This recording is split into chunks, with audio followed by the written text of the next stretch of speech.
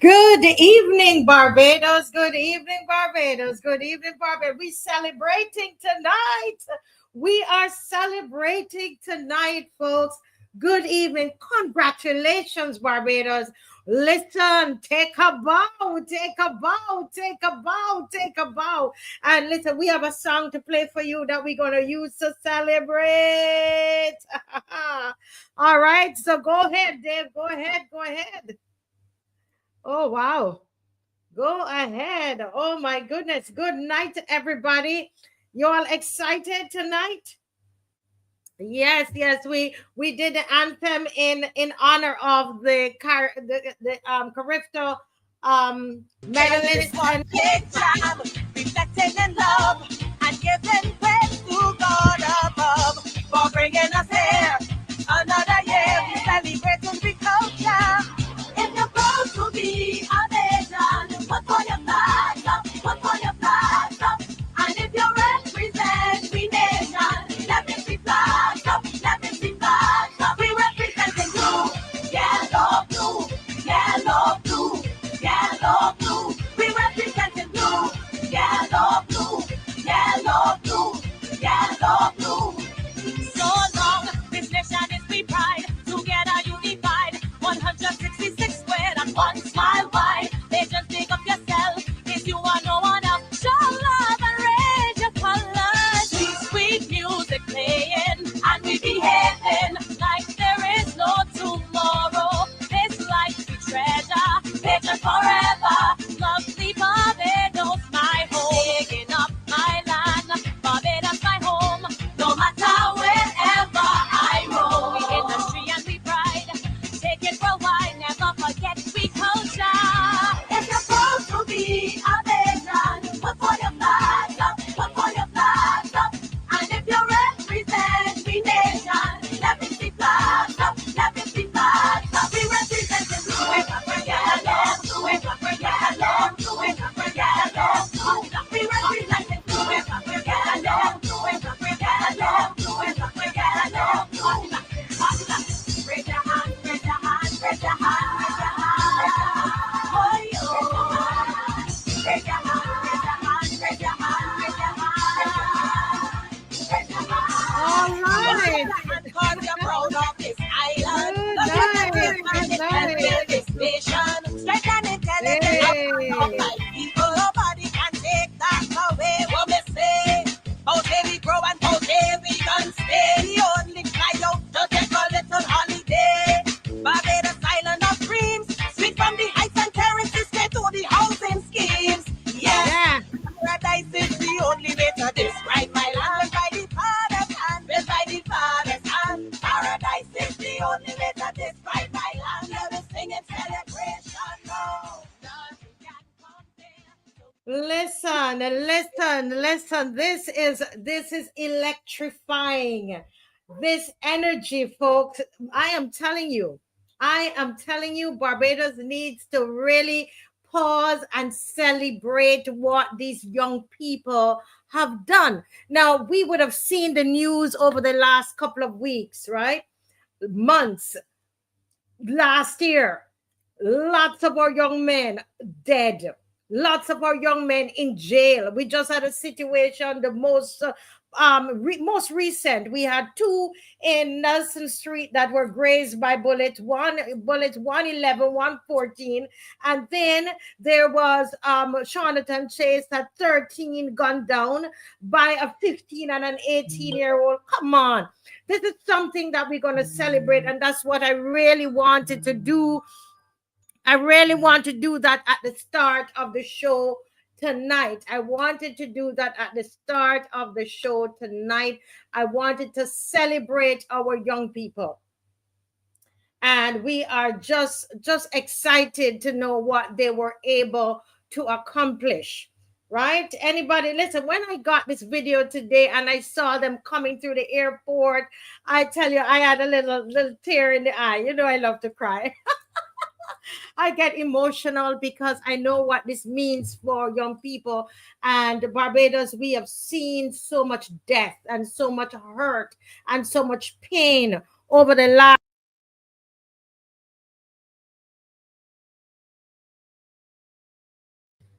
Yes, over the last.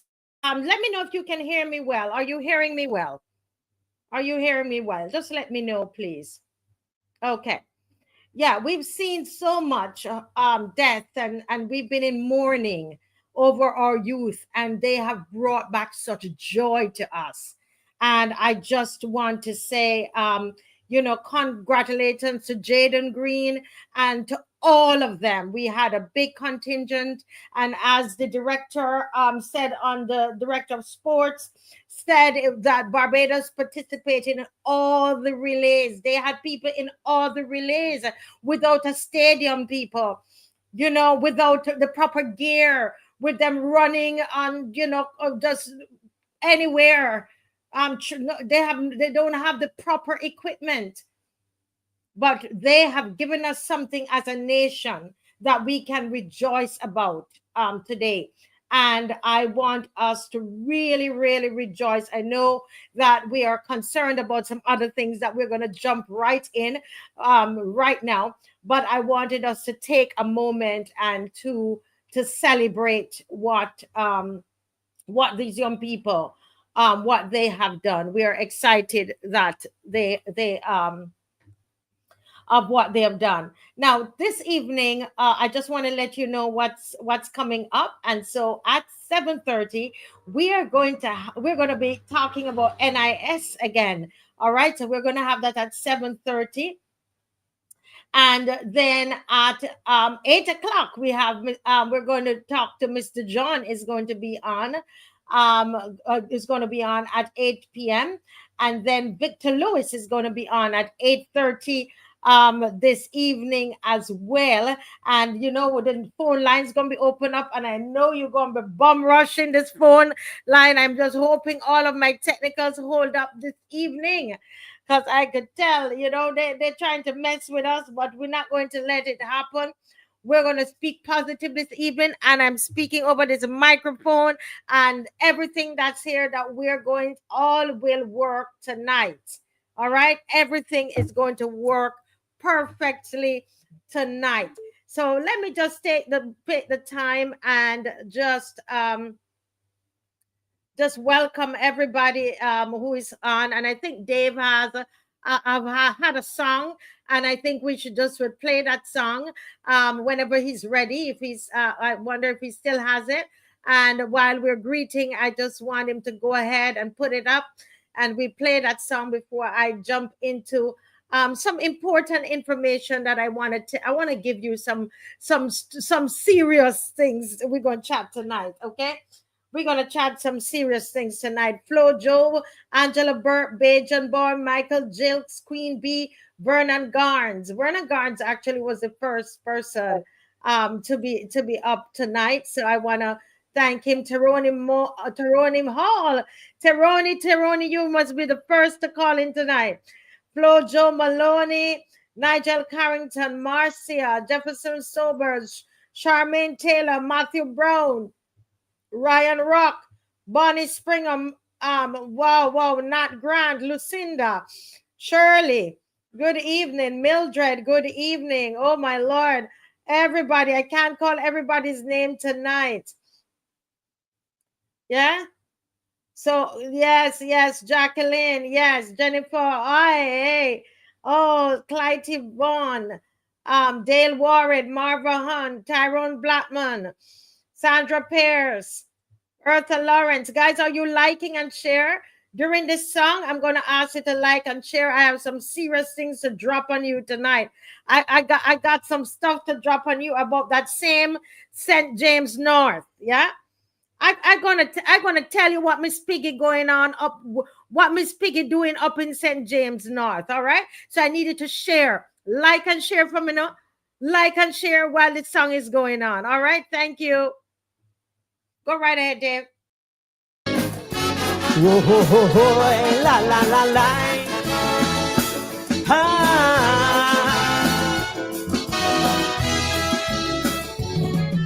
The Bible say in the last days, perilous times will come. Nations will war against nations, and kingdoms against kingdoms. So all the wars that are happening down in the Middle East really ain't no surprise to me. They're fulfilling prophecy. So while you're getting distracted by the wars internationally, I focus in my attention on the wars here in this country. Disunity causing anarchy, so them ain't ready to lead no army. In this war, in this battle, since NAS get raped, me a seal with fate. We no got to fight until 68. In this war, in this battle, shooting in the day, tried by in the night. The black skin in blacks is the greatest fight. In this war that we fighting, in this battle. So it may appear like I don't care nothing about Israel and Hamas, but I busy fighting war right here in Barbados. Cause we in a war, we in a war, we in a war. We in a war, we in a war, we in a war. Ha! Oh, oh, oh, ay, ay, ay, ay, we in a war.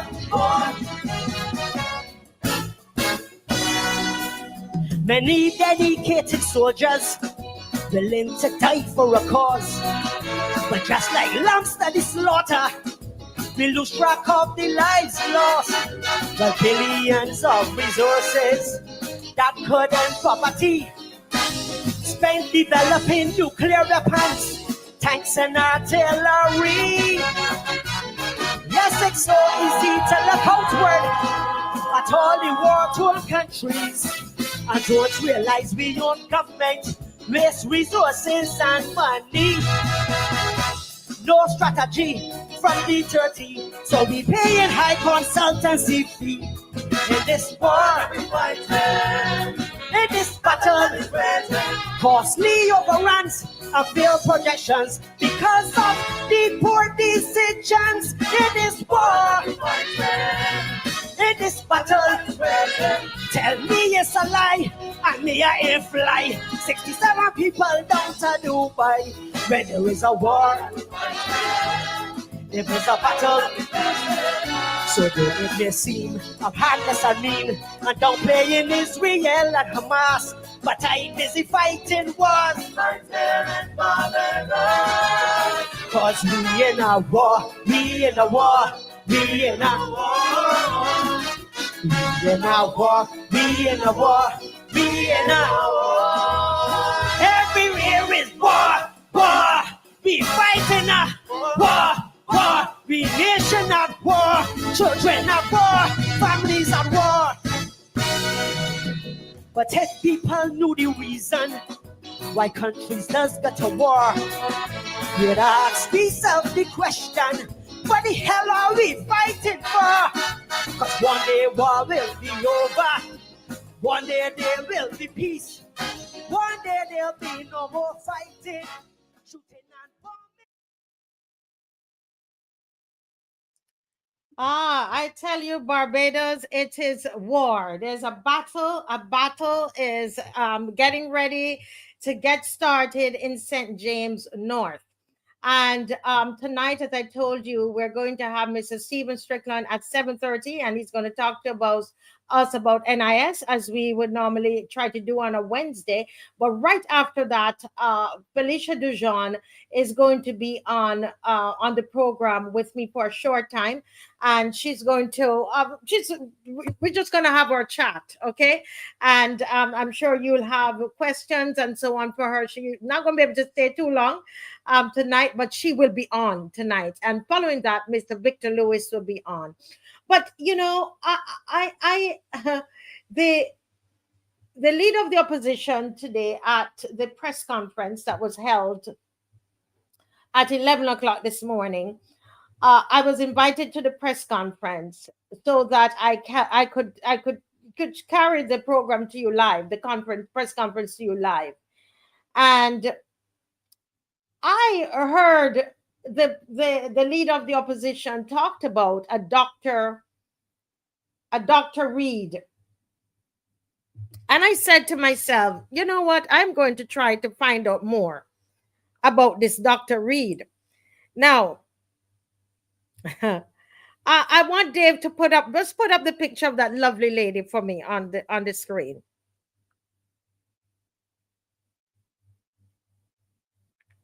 If Dave could put up the picture of that lovely lady on the screen.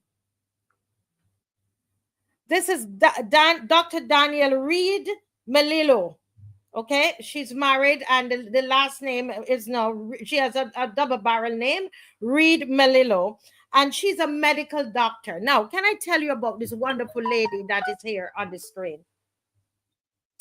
This lady is a wonderful young lady with a heart to serve. And my understanding from persons that I have spoken to this evening, my understanding, and I did try to reach her, didn't get her, but I spoke with other people who know of her and who I trust their word on this, who was able to gush off the information to me. This young lady with a heart to serve. She's a wonderful doctor, I was told, and a pediatrician. And so because of her love for the community and would have been connecting, she would have been connecting with people and just wanting to serve, you know, she started to do the work in the constituency, the St. James North constituency.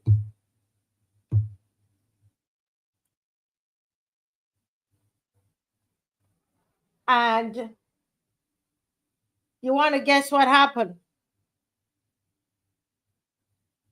Here comes Chad Blackman. Chad Blackman. And so all of this work that this young lady had been doing, given the blessing by Mr. Hinkson, right? The outgoing MP would have trained her up, more than likely, given her that blessing, wanted her to do the job. He basically picked, you know, worked with her, trained her. He believed he had a successor. That's good. He's not a big fan. I'm not a big fan of his, but to think a succession is good leadership, right? Would you agree? However, it would appear that Miss Piggy got in there somehow. And she seemed to have a problem with young doctors. You remember there's another young doctor that was bullied. She seemed to have a problem with young, educated people that she can't walk over. Miss Piggy. And and you see, when we call Miss Piggy a despot, you all say, oh, you're calling her despot, and yet still you all marching up and down and whatever. This is the second time that someone who was working all the time in the constituency was moved out to put in whom she handpicked. As someone said today, somebody anointed these from on high, okay, and put them in position. So Chad Blackman, while this young lady, not a girl, a young woman, married, young, educated woman who wants to serve. You imagine you have a doctor. She just even had a Christmas party in the community. Did you all know that? Young lady had a Christmas party. Would have gone and gotten sponsorship, etc., etc. I am told that this young lady didn't even bring Mr. Blackman and let her meet him or anything. So she would have been under the impression, because obviously if the person who is the outgoing MP has given you the blessing, you know, one would think at least a decency of a discussion. We have decided to go another way. And, you see the undemocratic process of the BLP. And it is that same way that she runs the country. Miss Piggy runs the country the same way. And in a sense, I'm happy for this young lady, because basically she would be sitting in there like a stooge. As intelligent as she is, she would have sat, this beautiful, educated young lady would have all of that intelligence would be wasted, because Miss Piggy would make sure that she says nothing in there and does nothing. She'd be like a stooge, like a beautiful ornament. That's what they wanted to do with Dr. Haynes, right? As pretty as Dr. Haynes looked like a little Barbie, but let me tell you, intelligent. That's what Miss Piggy would have wanted to do with this doctor as well. And some of you on social media who love to go and dig up the dirt from other people's party. Yes, you psychopaths. You go and you dig up the dirt from other people. Why you didn't put this out?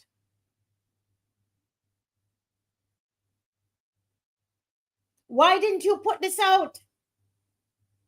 You are the same ones, everything. If the people in some other party go to the toilet, you don't write about it. But all of this bullyism that is going on inside the BLP, and you all won't touch it.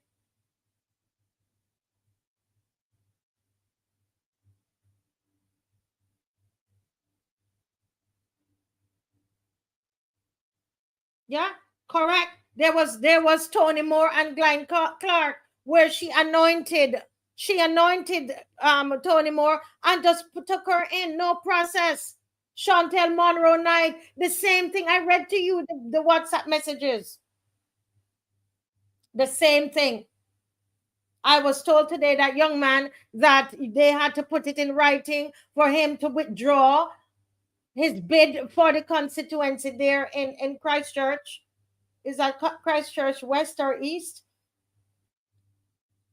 Chantel Monroe Knight, where she was anointed and placed there. I was told they had to give him some honorary council, something to do overseas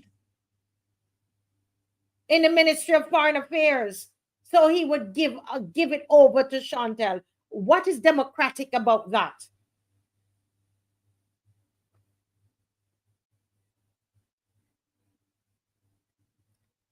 Correct. Hand picking.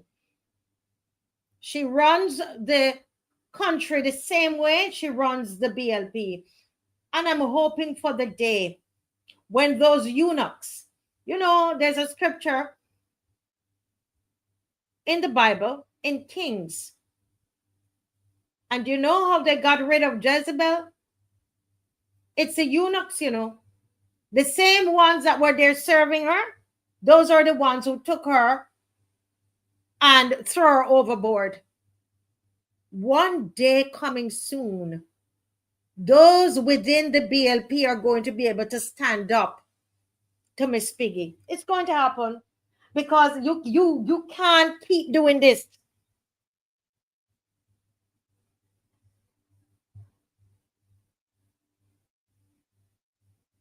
I just wanted to feature this, because if I don't do it, none of those out there are going to do it. They're not going to do it. But if another party bat the eye and go to the bathroom, oh my goodness, it's all over social media. Now let's go to Chad Blackman. I have 4 minutes. Now, Dave, can you please, I hear a piece of nonsense in my ears this evening from this gentleman here. And when you listen to him, listen to his tone. He sounds just like Miss Piggy. He sounds just like Miss Piggy. Dave, listen, play the one with the picture on it and so on. Dave, if you could play that for me, please, before Mr. Strickland comes on tonight. I'm going to let you listen and hear him. You're going to hear the tone. You're going to hear his tone. Huh? You listen carefully. Yeah, they sound like her. They sound like her. Yeah, go ahead, Dave.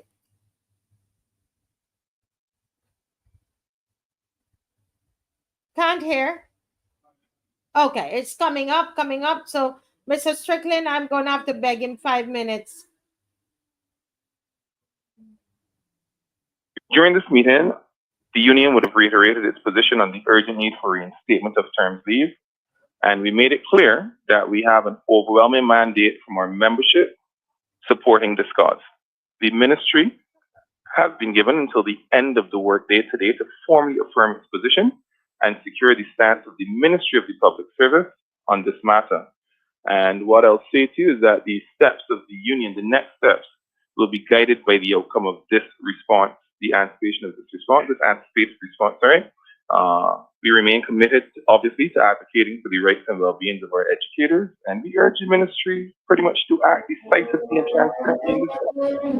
Just before thousands of our children are set to sit common entrance exam, CXC, and promotion exams, are we having a possible sickout? If this is truly about resolving an issue, then let's meet. My door is open, even in the midst of a by-election. I will make the time. I will always make time to protect our children and our schools. But if this is about something else, if this is about politics, then as a man, I honestly cannot help you. Because we all know who the shadow Minister of Education is. And we all know that she is a candidate in this very election. That is not coincidence. That is calculation. I will not play politics with our children's education. Wow. Now, let's hear the response from the teachers union before I make a comment on this. And I'm seeing your comments on this. So he's basically saying that the teachers, this is a political stance that the teachers are making, and this is what. Oh my goodness, who advised this man? Who advised him? Huh? So you're going to tell me the teachers that live in St. James North, they're not going to hear this evening? Who advised this man? All these years that the teachers have been, crying out for all of this here. Let's hear the teachers. From the Minister of Educational Transformation regarding recent remarks suggesting that the union's long-standing fight to restore term vacation leave to its pre-2014 status is politically motivated. The BUT has been advocating on this issue for over a decade and finds such comments both disappointing and concerning, particularly in light of the minister's background at the highest level of an organization dedicated to upholding workers' rights. Moreover, the union questions the consistency of the concern for students' education, especially given that schools were closed last term to accommodate the minister's meet and greet sessions with teachers. The BUT respectfully urges the minister to refrain from actions or statements that could undermine the collaborative relationship between the Ministry of Educational Transformation and the union. Maintaining open, respectful dialogue is essential to advancing the shared goal of a strong and effective education system.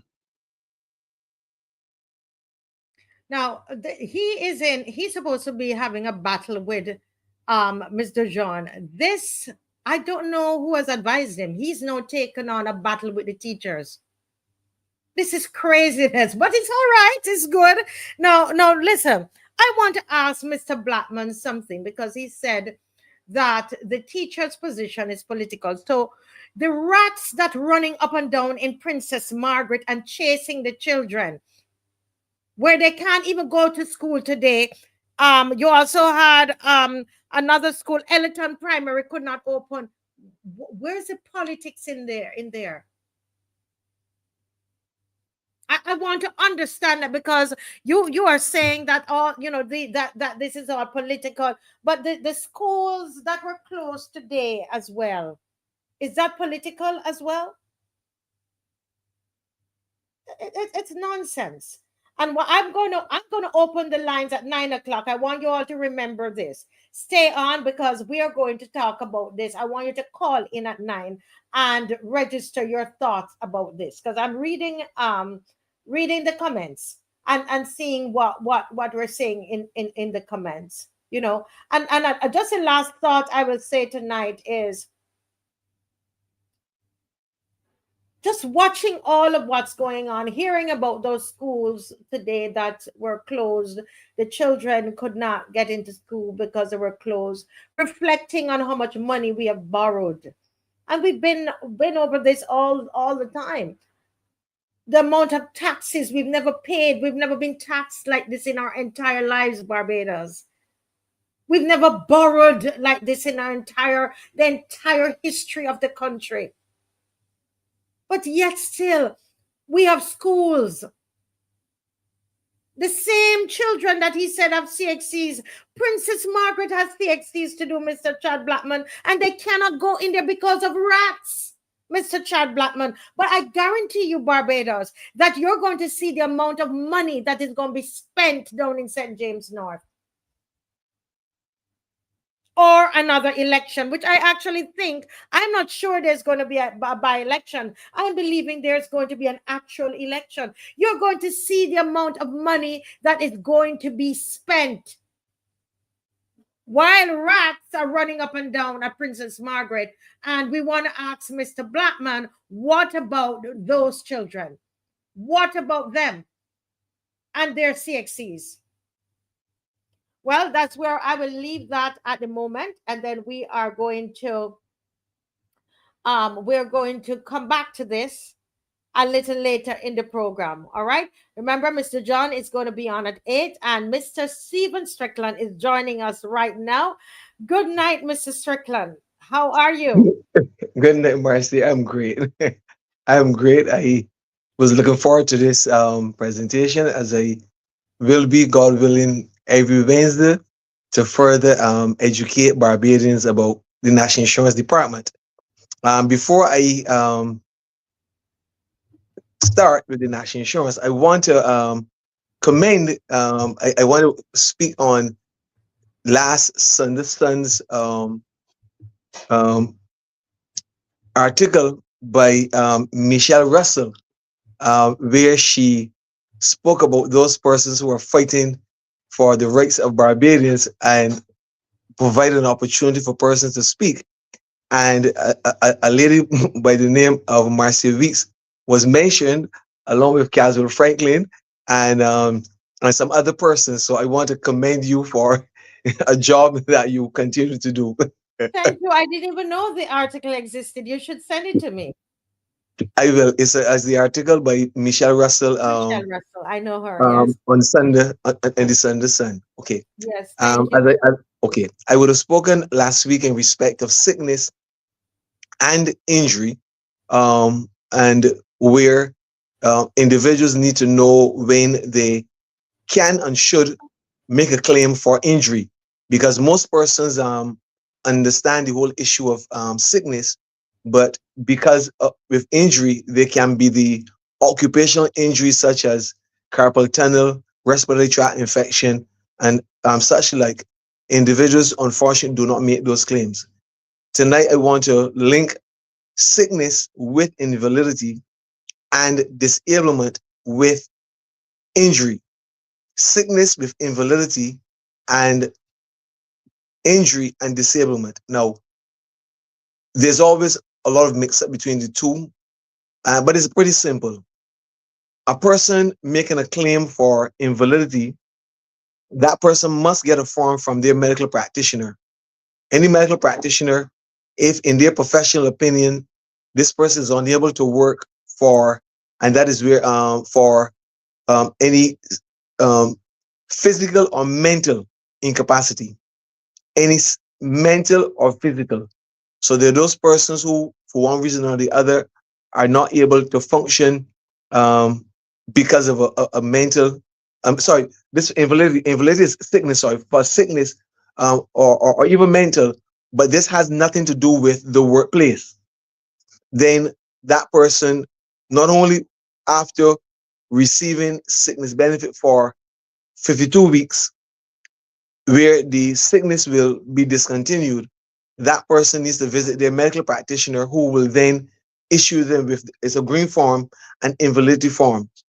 Now, once you receive that invalidity form, you should submit, or you can submit one to your workplace or your former workplace, because you don't necessarily have to have been currently working to submit an invalidity claim. Once you're under the age of 67 at present, and for whatever reason you are not able to work, then you can make a claim for invalidity. But if you are working, it would be respectful to receive 2 invalidity forms. Now, while with sickness, there's the one yellow form and a white form for the employer. For the invalidity, there's no white form, so that it would be advisable, out of respect to the employer, to obtain 2 forms, 2 of the invalidity forms. One you submit to your employer, so you are indicating to your employer that you are unable to continue working for whatever reason that the doctor has issued on that form. Now, once you submit an invalidity claim, then you are not entitled to any compensation from your employer, whether you had worked for 3 years or 40 years, because you are terminating your own services for medical reasons. It is then up to the employer to make any gift or any form of medical, financial reward to you for your years in service. But the employer is not obligated to pay you any monies, because you are the one, with the assistance of your medical practitioner, to inform your employer that you are permanently unable to work. You need to obtain another, well, you have to obtain, which is an original, to submit to the National Insurance Department. And that form, again, you are notifying the National Insurance Department that you are no longer able to work. This is what the process will look like. After the claim has been logged on the computer system, depending on what the medical practitioner indicates on that form, the department will then ask a member of staff to visit that individual any day of the work week, Monday to Sunday, to interview that individual for the purpose of to find out whether the person is still currently working, maybe in some form of self-employment, at home, or whatever else. The officer would discuss with the individual the person's medical condition, because the person might have submitted previous sickness forms, so there's a record of their sickness pattern. On the other hand, there might not have been one, but the officer will discuss with that individual. Because the officer is not a medical practitioner, if they are in doubt whether they would recommend that the person receive the invalidity, they would then make a report, write a report for the department, and the department will then set an appointment for that person to be sent to a doctor where there's not a conflict of interest. In other words, the person has never visited that particular doctor. National has a list of doctors that they send individuals to. The doctor will then examine that person, and if in that doctor's professional opinion, the person merits receiving invalidity, then they will so write. On the other hand, they may indicate that in their opinion, this person cannot be permanently boarded, as it were. If the doctor makes that report, whatever report the doctor made, the department accepts to a large extent. But you are within your rights to appeal against that decision to a medical appeals tribunal, which will comprise a medical practitioner. It will be advisable for your that person to obtain a report from their own doctor to take to the appeal meeting, even though the appeals tribunal is not under any obligation to support the findings of the person's personal doctor.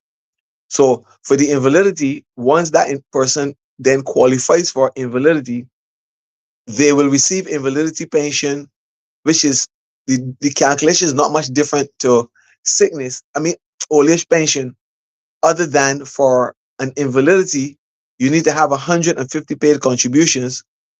For an old age pension, you need to have 150 paid contributions, but 500 contributions either paid or credited, so that you can get a invalidity with only basically 3 years of earnings, which at age 67 or whenever pensionable age is, will automatically convert from invalidity to old age.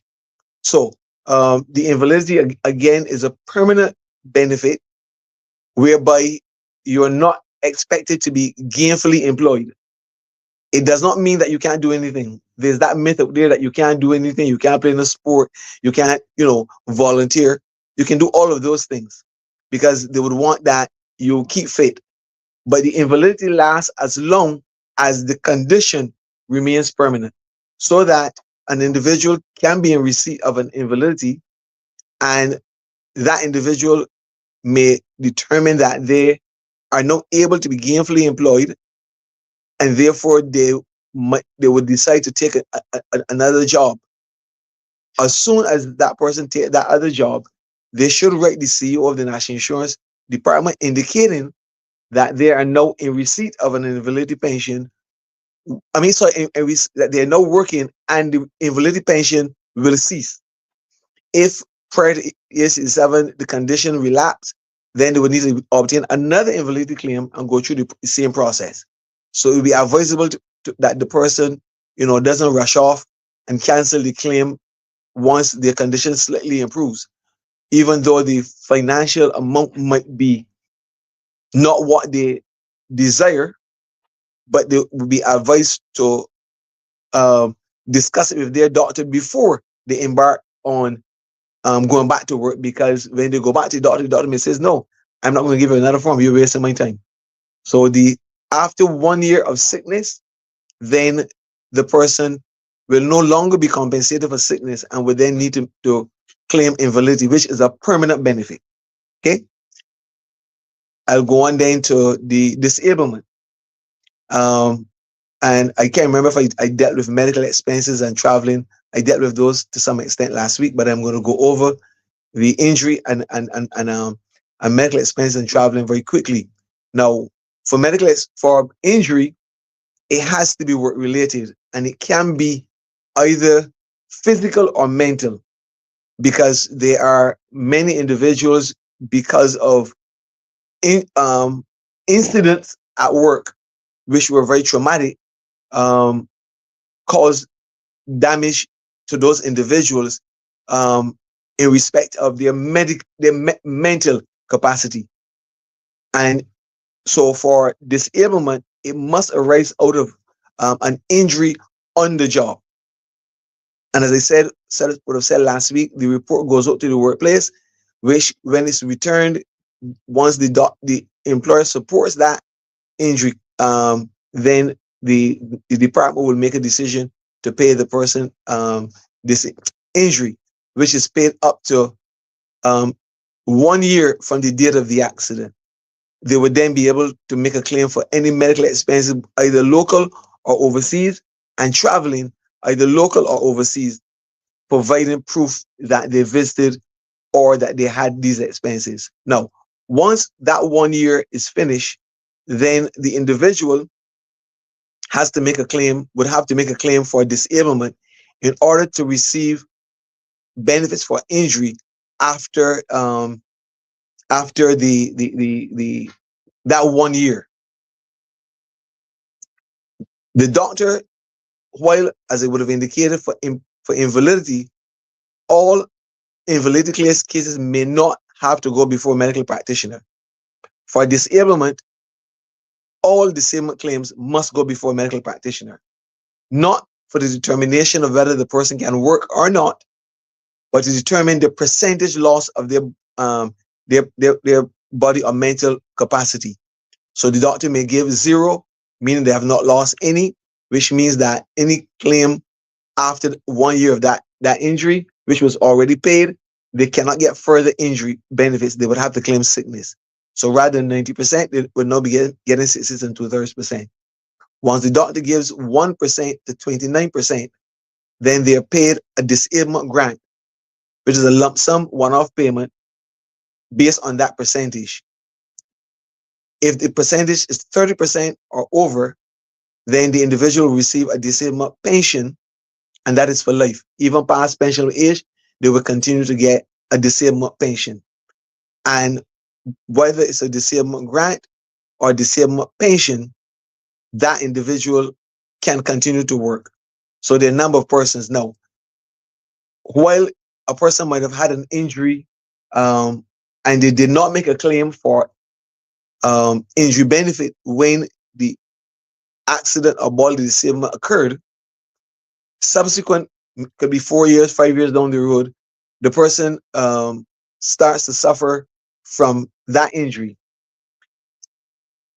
An injury benefit cannot be paid, but the person can still make a claim for disablement at that point. But the same process for the injury benefit would need to be followed, in that the first thing that would need to be done is that a report would have to be sent to the employer so as to get confirmation that the injury or bodily disablement did occur in the workplace.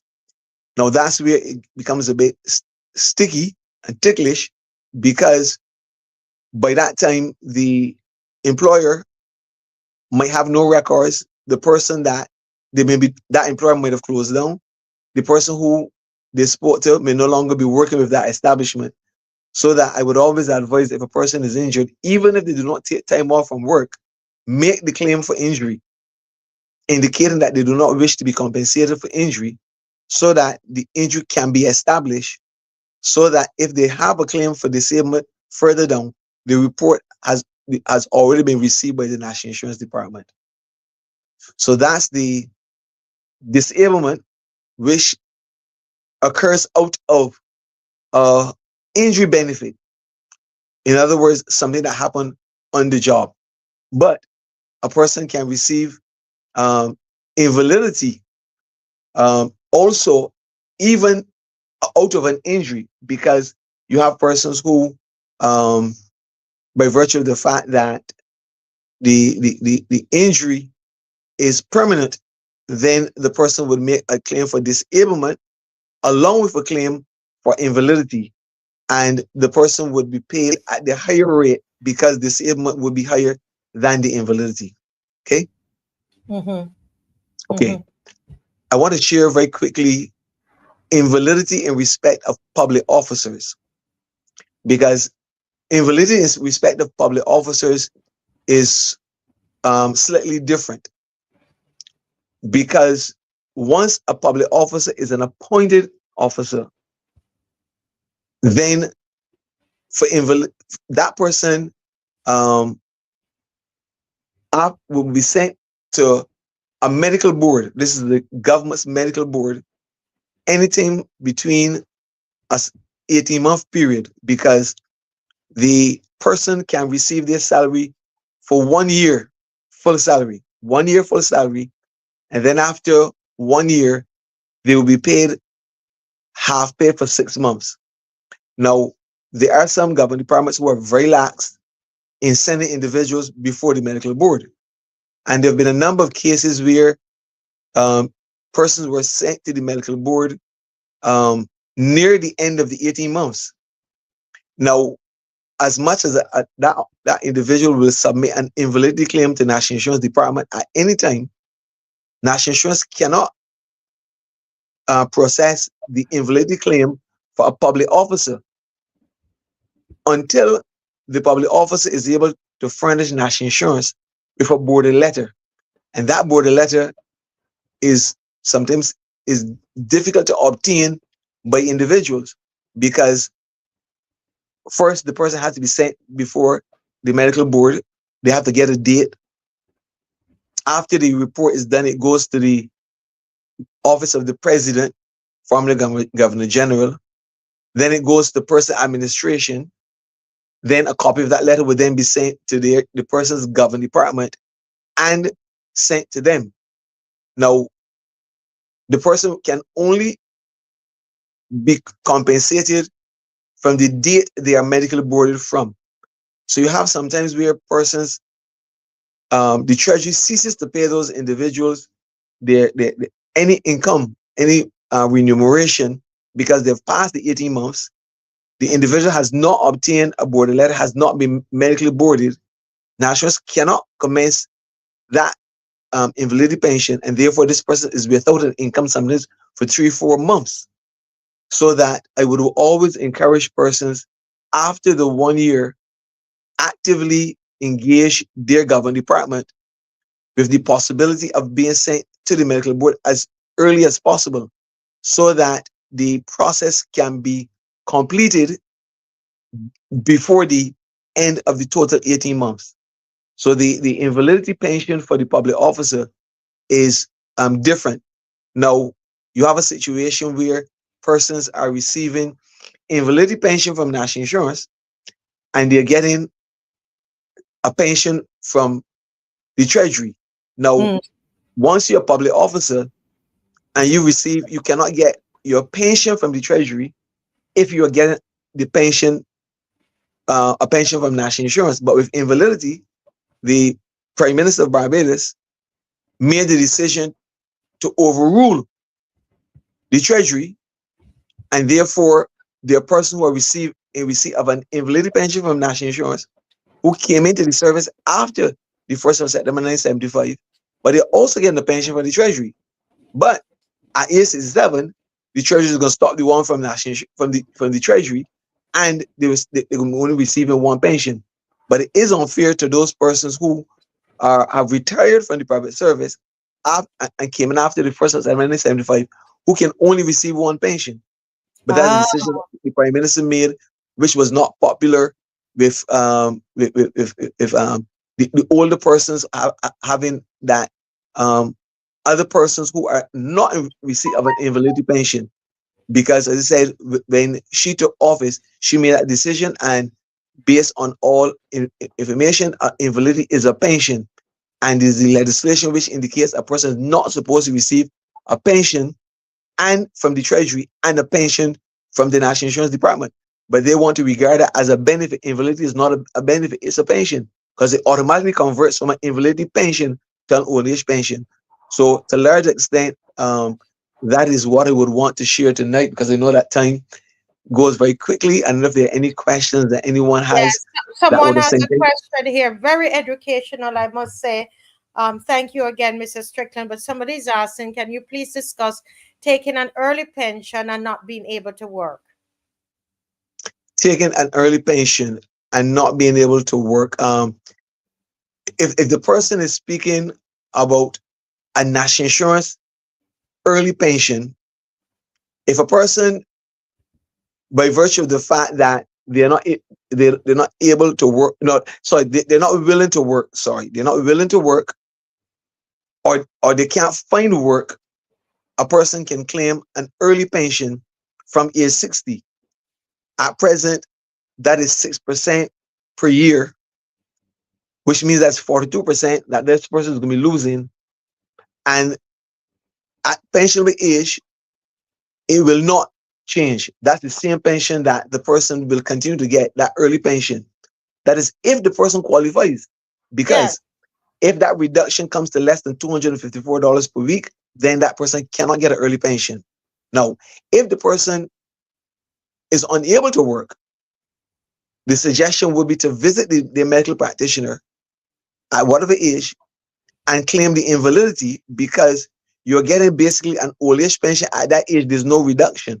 Okay? But there's also the side of if the person is a public worker. If that person is a public worker, once you came in after the 1st of September 1975, you were appointed after the 15th of July 1985, that person has to work up to age 60, and at age 60, once they're public officer, they can make the claim for pension and gratuity from the Treasury. So I'm not certain which side the question is towards, whether national insurance or the Treasury, but it would have given the information irrespective of both sides. Right. Well, what I'll do, I'll just say to the person, if you need any more clarity, Mr. Strickland has made himself available to us. So you can give me a call at 236-7000, and I will promptly send the question and your number and name to Mr. Strickland, and he will get hold of you and share the information with you. Yvette Lane is asking, if a person was injured on the job, would this person be entitled to old age pension and disablement? Yes, if the person was injured on the job and the assessment was made and the percentage the person got was 30% or over, then the person will be in receipt of a disablement pension. At pensionable age, they would also apply for an old age contributory pension. But the number of persons receiving 30% and over are very small, because your injury would have to be severe to get an assessment of 30%. And that's been from my experience. It has to be a very serious injury, either physical or mental. There have been a number of them. There have been a number of them, but comparison to the number of persons making claims for disablement, the percentage could be about maybe less, maybe 10%. Maybe 10% of those persons who make claims for disablement, because they're massive claims for disablement, most of them are maybe even on between 1 and 15%. Between 1 and 15%. If you get a percentage of 30% or over, then you qualify for a disablement pension, and therefore at age 67 you apply for your old age contributory pension. You qualify to receive both. Those are the only two pensions you can receive from the National Insurance Department at the same time. At the same time. One last query here. We have 2 minutes. This person, there's a lady that fell on some hard times, and one of her reasons, she said, was that she did not, after working for quite a number of years, over 28 years, she was working at BAMC, she got no severance. Are you aware of that? So the person is asking, can you ask how come BAMC did not get severance? Okay, severance is a situation where three things. One, the person has been laid off for 13 weeks straight, or 16 months in a 6-month period, or the person, the position became redundant. In other words, the position no longer exists. So it's not a matter of number of years, and you would only have had to be there for 2 years. Now, I do not know what are the conditions under which that person stopped work with the BADMC. And I do not deal with severance when it comes to trying to help persons. I'll be honest, because that section is a more difficult to engage, and I never really worked in severance. But I would suggest that person go into the severance department and discuss the situation. But the question that they would need to answer before they go would be whether the position became redundant. Because I do know that there were some government entities which merged.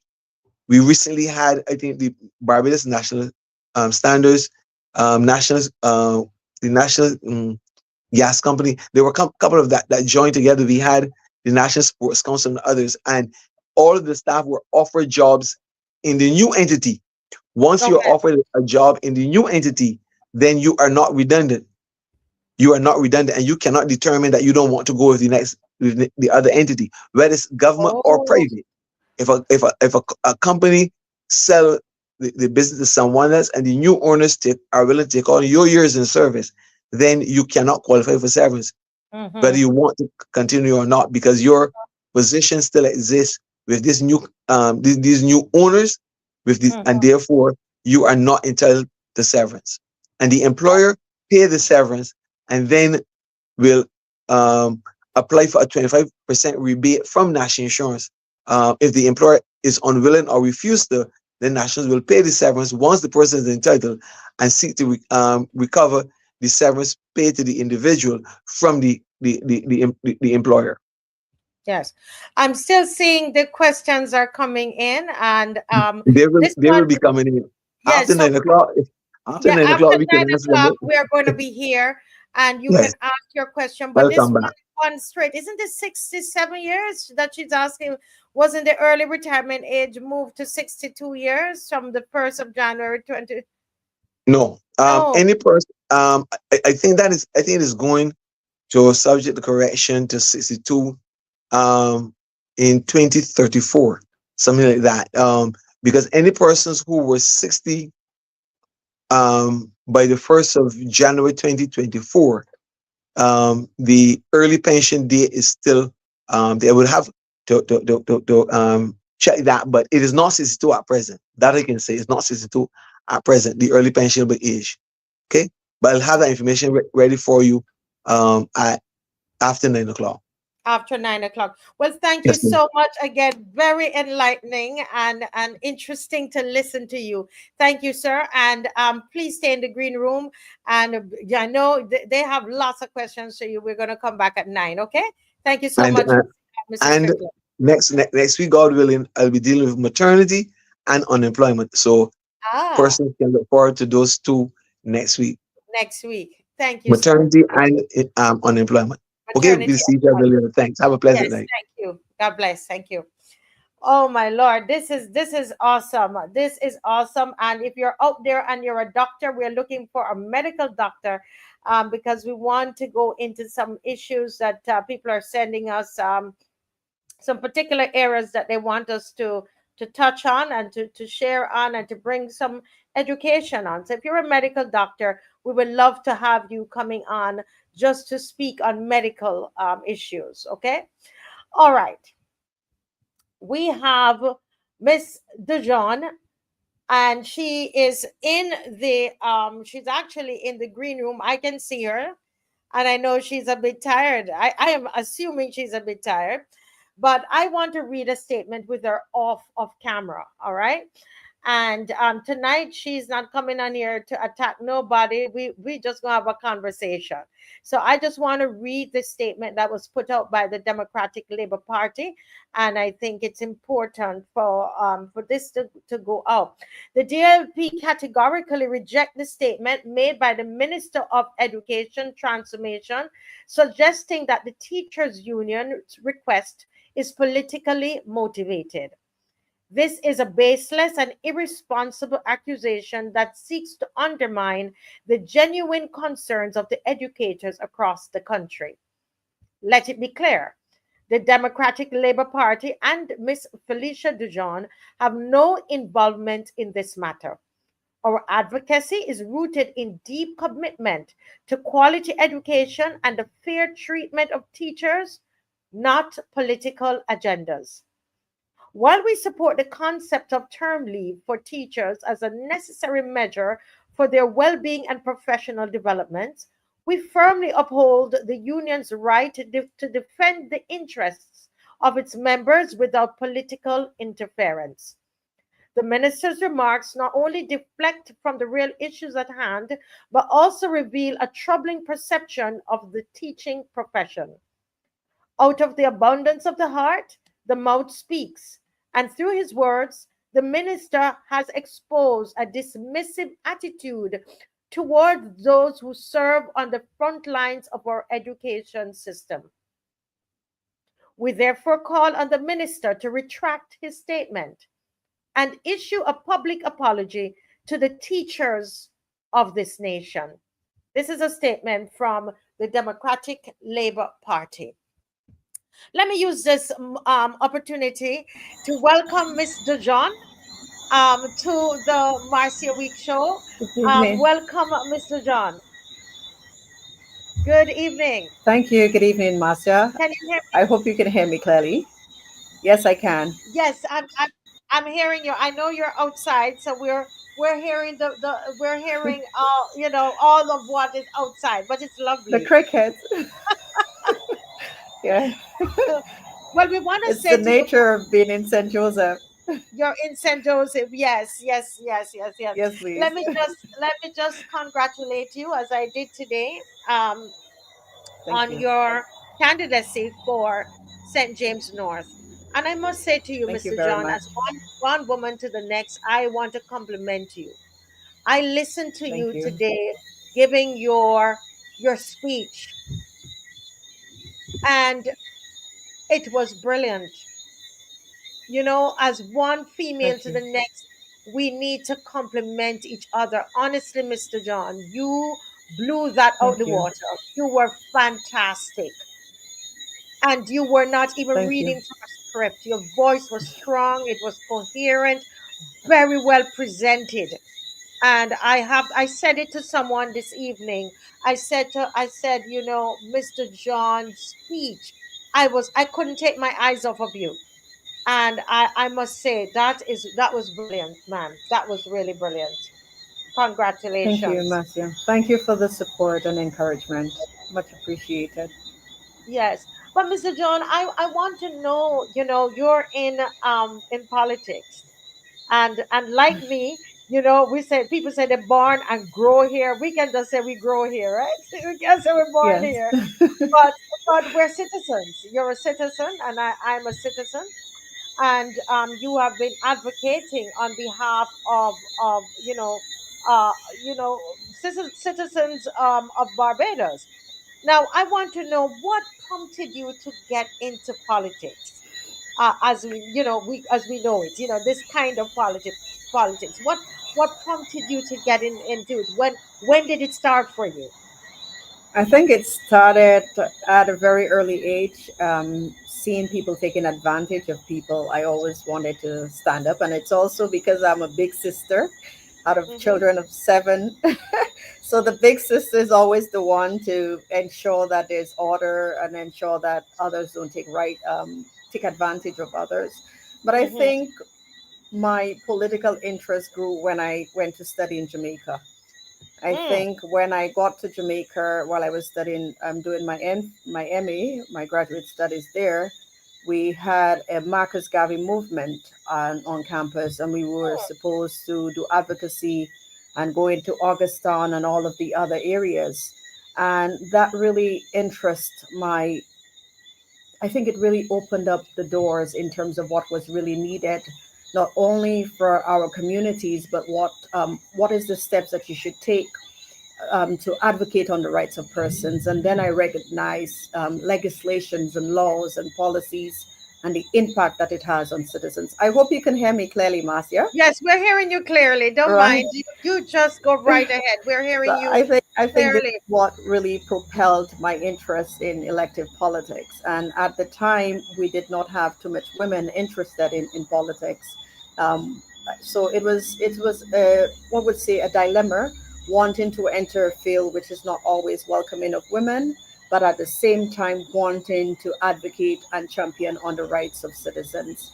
And so when I left Jamaica in 2009, I was recognizing what was happening in my home country, St. Lucia, and I there was a third party, and I think you've heard quite a lot about it on social media. But there's a little inaccuracy there.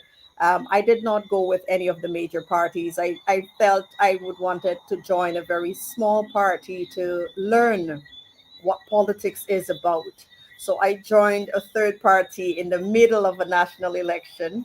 Ah, There were probably about 10 of us in the party.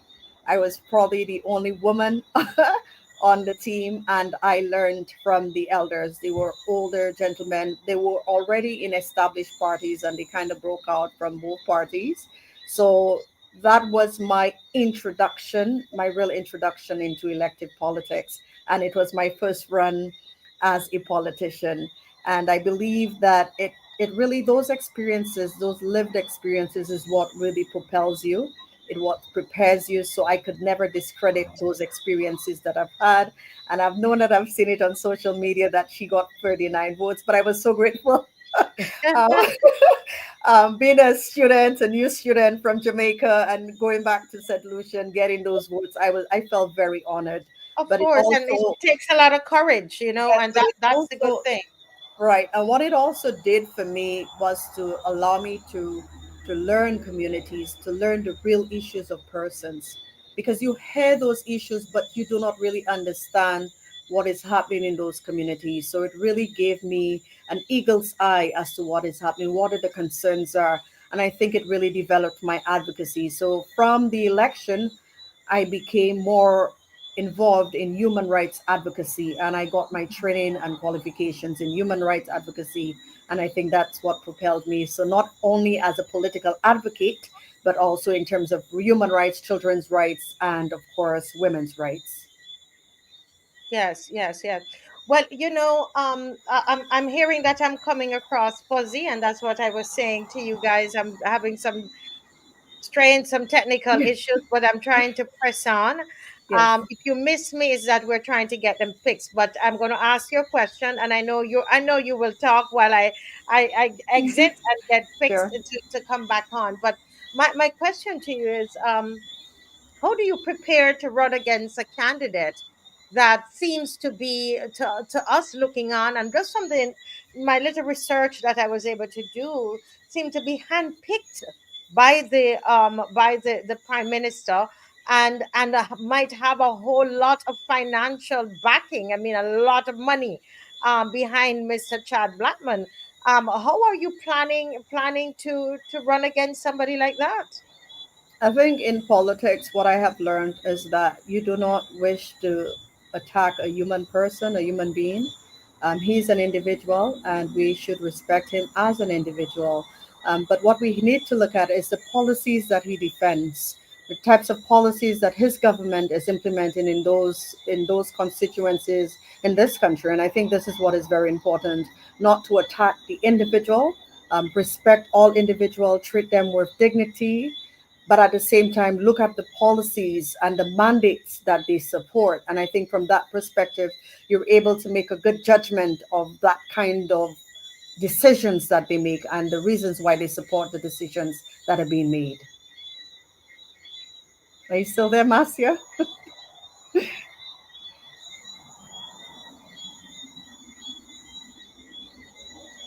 Okay, I'm not sure if we can hear, but I guess I will continue. But in many times we see those things, and I will try to explain that to many of our supporters that we try not to do that, because in politics sometimes you may like or dislike a person, but in essence we look at in terms of the positions that persons take, and it tells you a lot about the character and of course the kinds of moral deliberations, the moral decisions that they make on different decisions.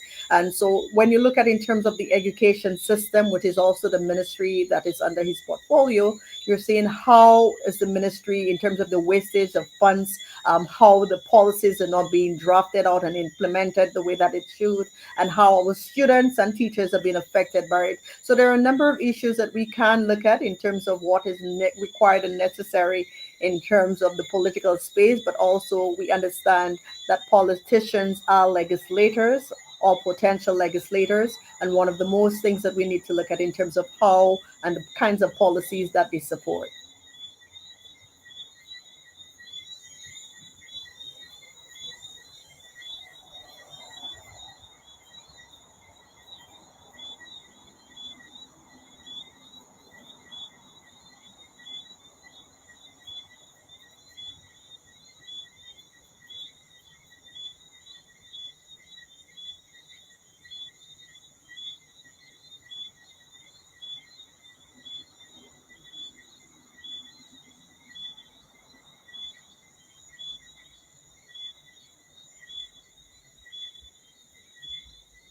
Okay, I'm back.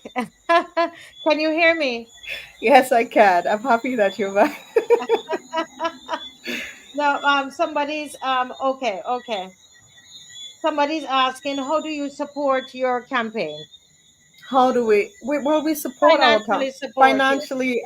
Well, what has been happening is that the party, we have been mobilizing, persons have been reaching out, which is a great thing. That it's very similar to when we say it's a community, it takes a community. So a community is working together towards that. And of course, we're always willing to get funded. We're not wealthy as compared to the Barbados Labour Party, but we are willing to work on behalf of the people. So it takes a community, it takes a village. Yes. Hmm. So someone is asking here, how can we donate to your campaign? Is there a number we can tell the people to call? Yes, you can call the Democratic Labour Party office, and we will post the number very shortly, or you can call the opposition office, and they will be able to send you the information that is required. I'm sure that they can do electronic transfers as well. So please continue to support us, because this fight is not the Democratic Labour Party's fight only, it's the fight for the people. And we are there to fight with you. And it takes, as we said before, it takes a village. And so we all have to be in this fight to save this country. Yes. You know, we heard of a lot of, well, there were today alone, there were two schools that Yes. were closed. And this is something that you have been a great advocate, for students, for parents, for education, for teachers. I'm a great advocate. Now, what I want to know from you, what would you recommend as a short-term or long-term solution to some of these problems that we're having in the schools as it relates to maintenance and some of the environmental issues that we're having in the schools? Well, I'm glad you asked that question, because we've had successive ministers discuss the issues of environmental programs or follow-ups that they would have done, and the environmental unit is responsible for that. And so there's a number of issues. So it's not only in terms of dealing with any kinds of rodents and things of that nature, but also we have to place the emphasis that the minister responsible for housing is responsible for all public spaces, meaning public buildings of the government. So we have to ensure that those matters are taking place. Maintenance of those various schools is very important. But Marcia, I have said that numerous times. The Ministry of Education gets over $600 million yearly. And there's money allocated for maintenance of every primary and secondary schools. So, but the wastage of those fundings, the misallocations of those fundings is what is important. That we're seeing that the money's been spent, but at the same time, we're seeing those same kinds of problems reoccurring. And because it's reoccurring, it tells us that something is not being done, or either the funds is misallocated somewhere that we need to know exactly what it is. So we need to have an audit on where exactly those fundings are going. But I believe that project management is very important. We cannot have our students in those unhealthy conditions. We cannot expect our students to do well if they are in conditions that are not conducive to health. So it's very important that we need to look at that from that perspective as well. But Yes. our commission, we do have an education commission that have been focusing on every aspect of the education system, not only in terms of the curriculum, but also in terms of the maintenance of our buildings and what are the things that we'll be looking forward into implementing. Yes. I remember when I met you through the child protection, when the child protection bill was being was being brought to Parliament, Yes. right, to become law. And I have a question here that someone just sent me to ask you, Mr. John. What is your track record of advocacy and representation in Barbados, and over what period of time? Well, I think because of my own humility, I try not to speak too much about it, because I think when you're helping persons, it's a service that you do. And rarely do you get recognized for the work that you do. I have been working with young persons since I moved to Barbados in 2003. I had an organization called the Caribbean Mentorship Institute, where we trained young persons in different areas, including leadership. I believe that all students should have learned first aid in schools very early. So that kind of training was given to students. They were trained and they were certified during that time. So I have been doing work not only from that perspective, but also in providing in terms of advocacy for domestic violence. I've done quite a number of work for domestic violence. I've worked with local and regional organizations, including um, organizations that would come in and provide funding, donor funding for those various areas, child protection. So that was not too far out of my reach, because I have been working within the field for decades, not only in Barbados, but across the region. I have been looking at in terms of gang involvement of young persons. I have looking at in terms of the infiltrations of international gangs within our Caribbean context, particularly for our young men. So these are the kinds of work. It just seems that most persons would know me as an academic, but I have been outside working on a grassroots level, because I believe that grassroots is really where the advocacy, it's the heartbeat of the nation, it's the heartbeat of the people. So I believe that for you to touch life, you have to get to the people. You can't stay only in academia. You have to get to the people to make the kinds of changes that you have made. And so many persons may not really recognize the work, but I'm one of those persons that work in the background, because I believe that if we start somewhere, the progress that we'll make, it will touch a life, even though it's one life that we save. And these are the kinds of work that I've been doing over the decades. Yes, and when nobody was speaking about the child protection bill, you were, and that's how we got connected. Yes. And there were people who were telling me, oh, she's been doing this for years. Yes. In Barbados, you've been Yes. advocating for various issues in society.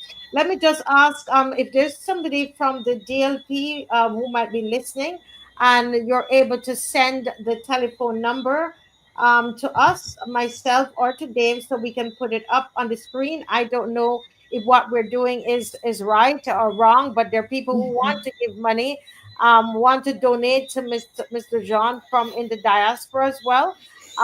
So can we let me know somebody, Miss I McLean, will post somebody? it. Yes. We Huh? will post the number shortly. You post the number Yes. shortly. Okay, right, because so that we can so in a nutshell, what do you bring to this political landscape here in Barbados? What is it that Mr. John brings? I'm a humanitarian. I believe in the passions of human beings, all human beings, and the fundamental rights, the rights that is sacred, Mm-hmm. the God-given rights. As a Christian as well, I believe that. I strongly believe that we have a responsibility to help others, to be each other's keepers, and I think this is what propels me. Some persons would say that politics is, it's not really a good game, but I think it's the individuals involved. It's your character. It's what you bring to the space of politics. If you make politics a safe space, then people would want to be involved in politics. Mm-hmm. If you make it very hostile, very not conducive for persons, then it will become that. And I think that young people tend to not like politics because of what they see and the kinds of characters that are involved in politics. But I think when we show persons that you can do good for your people, you can do good for your country, by becoming a legislator, by becoming a politician, I think it changes everything for them. Yes, yes. I was looking for a message. Very well said. I was looking for a message here. All right. It says, "Blessed afternoon. First, let me say, I'm from St. James North. Never seen Hinkson in my 20 years living here." That this person wrote me on my phone, and they said that they have been living in St. James North, and in their 20 years in living there, they've never seen him. Right? And so they said that they will be giving their support to Mr. John, so that the Thank you. opposition can be strengthened. So that's Thank you. somebody Thank sending you. in from St. James North. Thank you. Yes, yes, yes, yes, yes. Well, we want to wish you all the very best, and I know that people are asking for how they can help. Thank you. And I'm sure that when they call, that they'll be able to say, I'm still looking for the number. Okay. Oh, okay, so the number is here, so Right. let's put the number in the chat.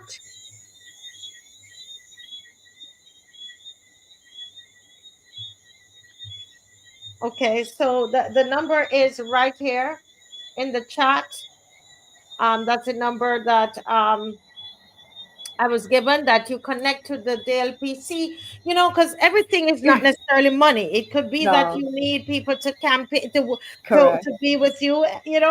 Thank you. They have a lot of money, but you And we know need what? people to help us pray during the day as well, because we need the prayers, we need the strength, we need the encouragement. Yes. And it's the mantra of the party that it's money versus morality. Money Mm. versus morality. And so we know what we are capable of. We know our characters. We have good candidates. We have an excellent leader, a noble person. And I believe that we will carry with strength and with God. And we Yes. will do our very best. Yes, I know you have I mean you've been going into the community Yes, and speaking with people, listening to people, you know, just being there for them. But you go again on Saturday, don't yes, you? What yes. time is it? Is it two We o'clock? start at 2 o'clock from Pisaman Mandok, and then we will be taking that walk. And it's a good walk, and I would like to encourage the people of St. James North that we will be coming about. I will be there, I will be present. Please welcome us. We're working on your behalf. It's not an easy road. You know the challenges that we have to be dealing with. We are here to work on your behalf. So please work with us and welcome us into your communities. Yes, yes. So St. James North, Miss Dujon will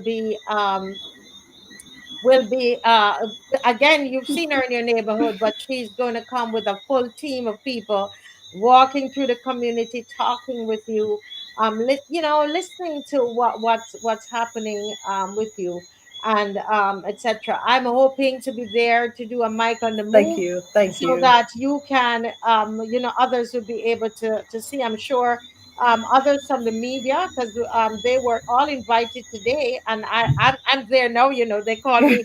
I'm part of the media. And you are, and you are, and I wish to thank the media as well. I need to thank them over the years. They have been helping and working with us, so thank you for that. Yes, yes. Well, Mr. John, I wanted to get your rest tonight. I'm not Thank gonna you. keep you much longer. Thank you. Get your rest and you know, say your prayers and keep going and just be who you are. You advocate for people, you know, and that's what representation is all about, Yes. you know, and making sure that people are heard. People are Yes. heard, and Thank thank you you. so much, and all the very best, But ma'am. before I leave, I just also want to tell the teachers that we support them. As a teacher myself, I support teachers and ensure that teachers' rights are upheld as well. Yes. Thank you, Okay, you Mr. take. John. Good Thank night, you. everyone. God bless. Yes, thank you. God bless. Yeah. Yes.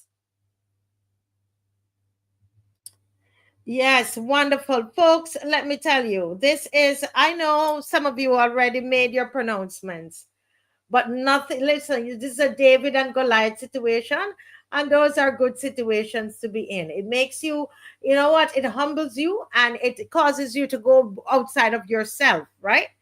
If you had a ton of money, and it's only a David and Goliath situation because she doesn't have all of that money. But guess what? David had a what? A little sling and a stone, and look at all that Goliath had. Goliath was well, you know, well clad, like Chad. Oh, it's literally. Mr. John says today she's not even 5 feet tall, and you see how you see even Chad himself. You know, and I tell you something, a lot of that money that will be spent on that election is the money that need to fix the schools and fix the roads and do all they listen to me.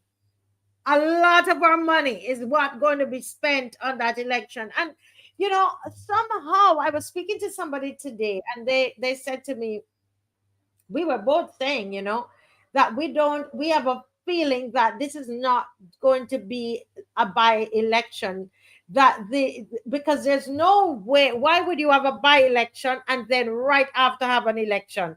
Does that make sense? You know, and the person was saying to me, you know, with all of the tariffs and the impact of the tariffs on Barbados, investors are going to right now be cautious. So a lot of what they're planning in terms of building and the construction and development in Barbados, there's probably a little pause in it, you know.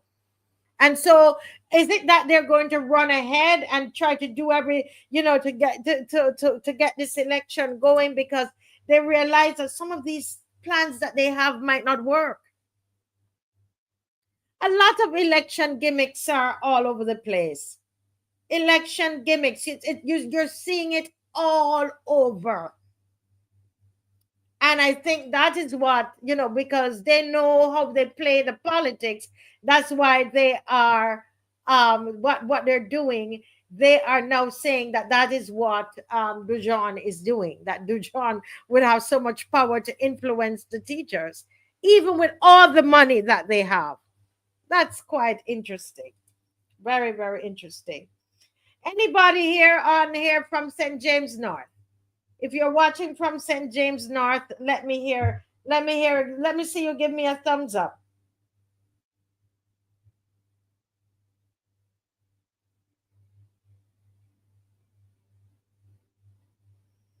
Let me see a thumbs up. Those from St. James North.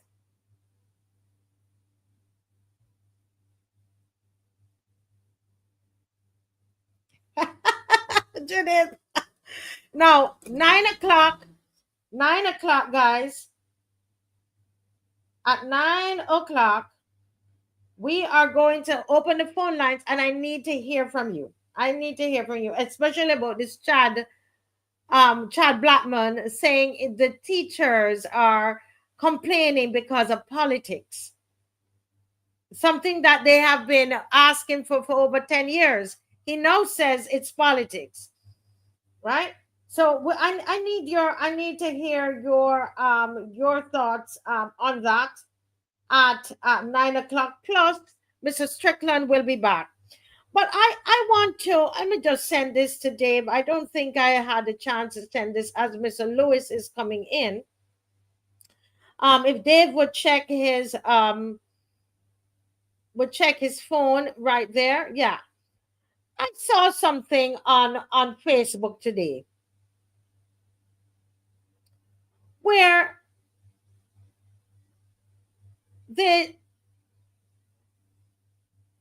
Santia Bradshaw was making an announcement that robust new laws are coming that impose fines of up to 50,000 and imprisonment in a raft of new offenses as the government seeks to rein in misuse of water courses, gullies, roadway drainage system, and to control the impact of rain runoff and flooding due to actions of property owners and housing developers.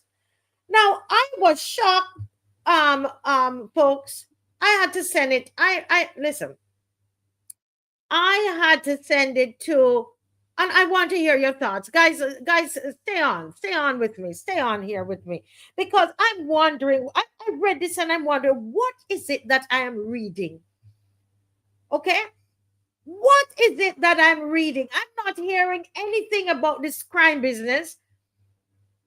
Right? But I'm here, I'm seeing here robust new laws. And I was wondering if they were making these laws for themselves, because I have a picture here as Mr. Lewis is getting ready to come on, and he can see it too because I'm in a chat. I'm in a chat with him. I'm looking for it, Mr. Lewis, where I saw that in Brighton, it appears that they're still pumping sewage into the sea. And there's a young man, Jehan, who's been reaching out to the environmental, the EPA, it's called, and nobody is responding. But here it is, that Minister of Check. You know what I mean? What was the value of that check again? What was the value of the check? We used to say it so much. I can't remember. What was the value of the Minister of Check? I think 5,000. It's 5,000. It seemed like it was another number. What was the check? This Minister of Check. I don't understand. What are they talking about? Miss, you have it there because you're in the same chat as I am, because I saw it came in tonight. And for some reason, I think I'm going to be able to find it now.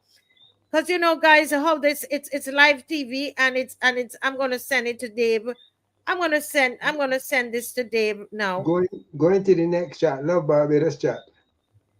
Listen, I'm seeing here that it says they came and pumped the sewage right into the sea. So let me ask this $7,500 check. $7,500 check. Let me ask you a question. Who are you going to find for that? Who are you going to find for that? This is what is happening on Brighton's beach. Where is the environmental agency that is supposed to respond to Jan concerning this situation? The entire neighborhood was stinking for the entire day. Even the workers were holding their noses. You see the hypocrisy and the wickedness of these people? Miss Check. But anyway, over to you, Mr. Lewis. Good night to you, Marcia, and good night to the loyal opposition. I want to read a verse here for the loyal opposition and all those in hearing of my voice. You know, Deuteronomy 28.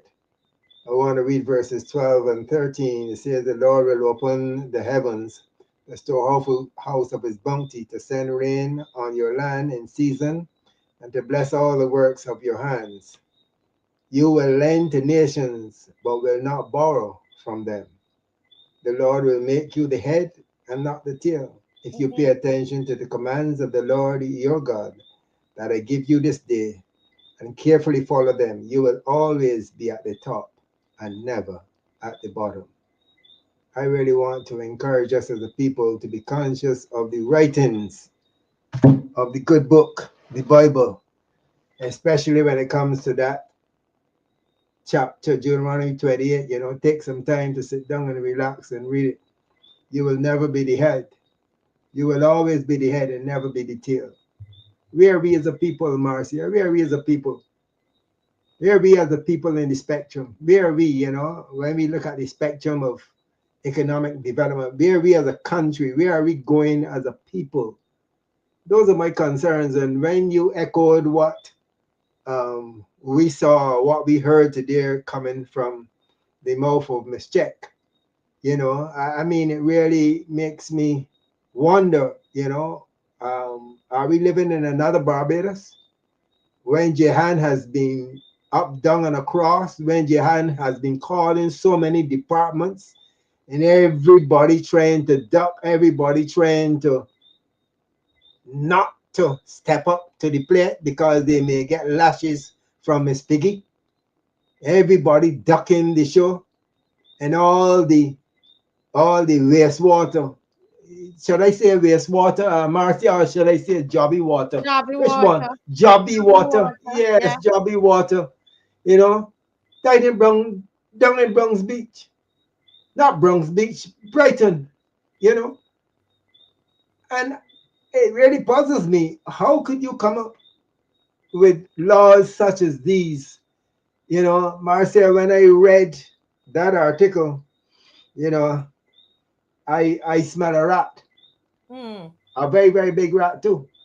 Because when you look at the content and at the end of it, you're given a reference to what happened to Koru Neville. This is some in 1995. That is some 30 years ago. And you're making a reference to what occurred there in, what's the name again? In the St. James, St. Peter, whatever, you know, Western. We know of that flood. We know of all the rain. We know what occurred. We know how Koru was on on his house, you know, floating out to sea. Marcia, I went there. I went to Western St. James and I walked that water course right to the top where the water burst and came down on Koru. You know, and I don't know how in this day and age, I don't know how Miss Check could be making laws now that will be so robust and seek to find people. I want to invite Miss Check to go down on the Griner Highway, go down to Brighton and see all the jobby water floating out to sea. And then come and talk with us. the first individual that need to be carried before the courts of Barbados is the government of Barbados. They're the first individuals that should be placed before the court and charged. We the people will charge them or get them out of office. Because how could you be making laws such as this when you is the chief contravener of the same laws that you're looking now to implement? But I smell a rat. Because all this government seems to be looking for now is money, money, money, money. Looking to see who they can charge. You know? And we're talking about developers. Developers? You can go and place fines on developers coming to this country? Have mercy. Is that an asset to development? Because here you have some development presumably going on in the area of Brighton. That all the environmental laws are being contravened. Not only there, but other places. Talk about Gibbs Gully. And you're going to go and seek to establish a development in Gibbs Gully to interact with the natural flow of water through Gibbs Gully. Where are the people from the environmental department? Where are they? Have they all gone silent? Talk to me, Marcia, man. Come on, talk to me. Yeah. They've gone silent. Not only that project, what are the projects that we can look at? That we are conscious when you look at what has happened at the bottom of Cleveland, where we know there must be laws established for development in the Scotland district. You must get some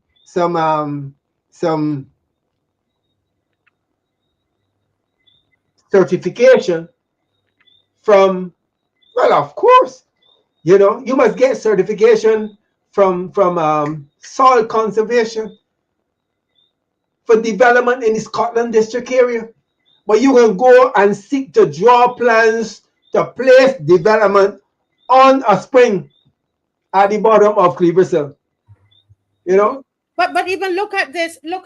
where this look like sewage. Well, the sewage here. Yes. I mean, this is why I want to read some of these comments, because if they think that the wool, but go back, Dave, go back to the video there and just stop the video there. Stop the video on the drain. Stop it on the drain.